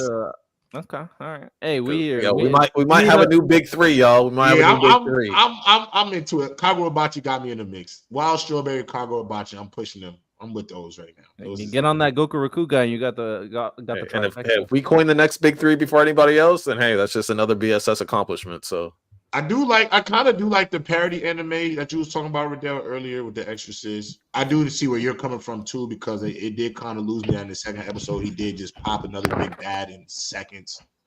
Yeah, I'm trying to see what they trying to do. Like, yeah, they might have to get extraterrestrial soon. But I mean, with these shows, like they always have to end up doing it where like people fight people, because that's what's gonna happen with Wild Strawberry too. Like, yeah, they're fighting plants, but eventually they're gonna be fighting each other. So it's like same thing with Bleach. Like, Wild Strawberry. It's gonna be so aesthetically pleasing. Same thing with Bleach. Like Bleach couldn't survive just straight fighting hollows the whole series. They eventually had to fight other people with swords. So eventually, like this anime is gonna have to make that transition. Well, we know that for Wild Strawberry because the Dark Lily is 100% human. Yeah, no, we already see that coming. But I'm saying with the Exorcist one, eventually he's got to be fighting other exorcists and stuff like that. So that's what I'm assuming if they want to. If it survives that long, the infamous if it survives that long, it'd be cooking series. But appreciate everybody. I'll be reading Prince of Tennis due to the super chat, so I'll be reading the first arc of Prince of Tennis. And I'll get back to y'all next week. Appreciate everybody who supported. This was another great episode number 36 of the podcast. It was supposed to be just 2 hours, but then we got into that. I love y'all, chat. I love y'all. Make sure I sub up. Roll to 10K. We almost there. You dig? Oh, for sure. And also, Dan, we will be.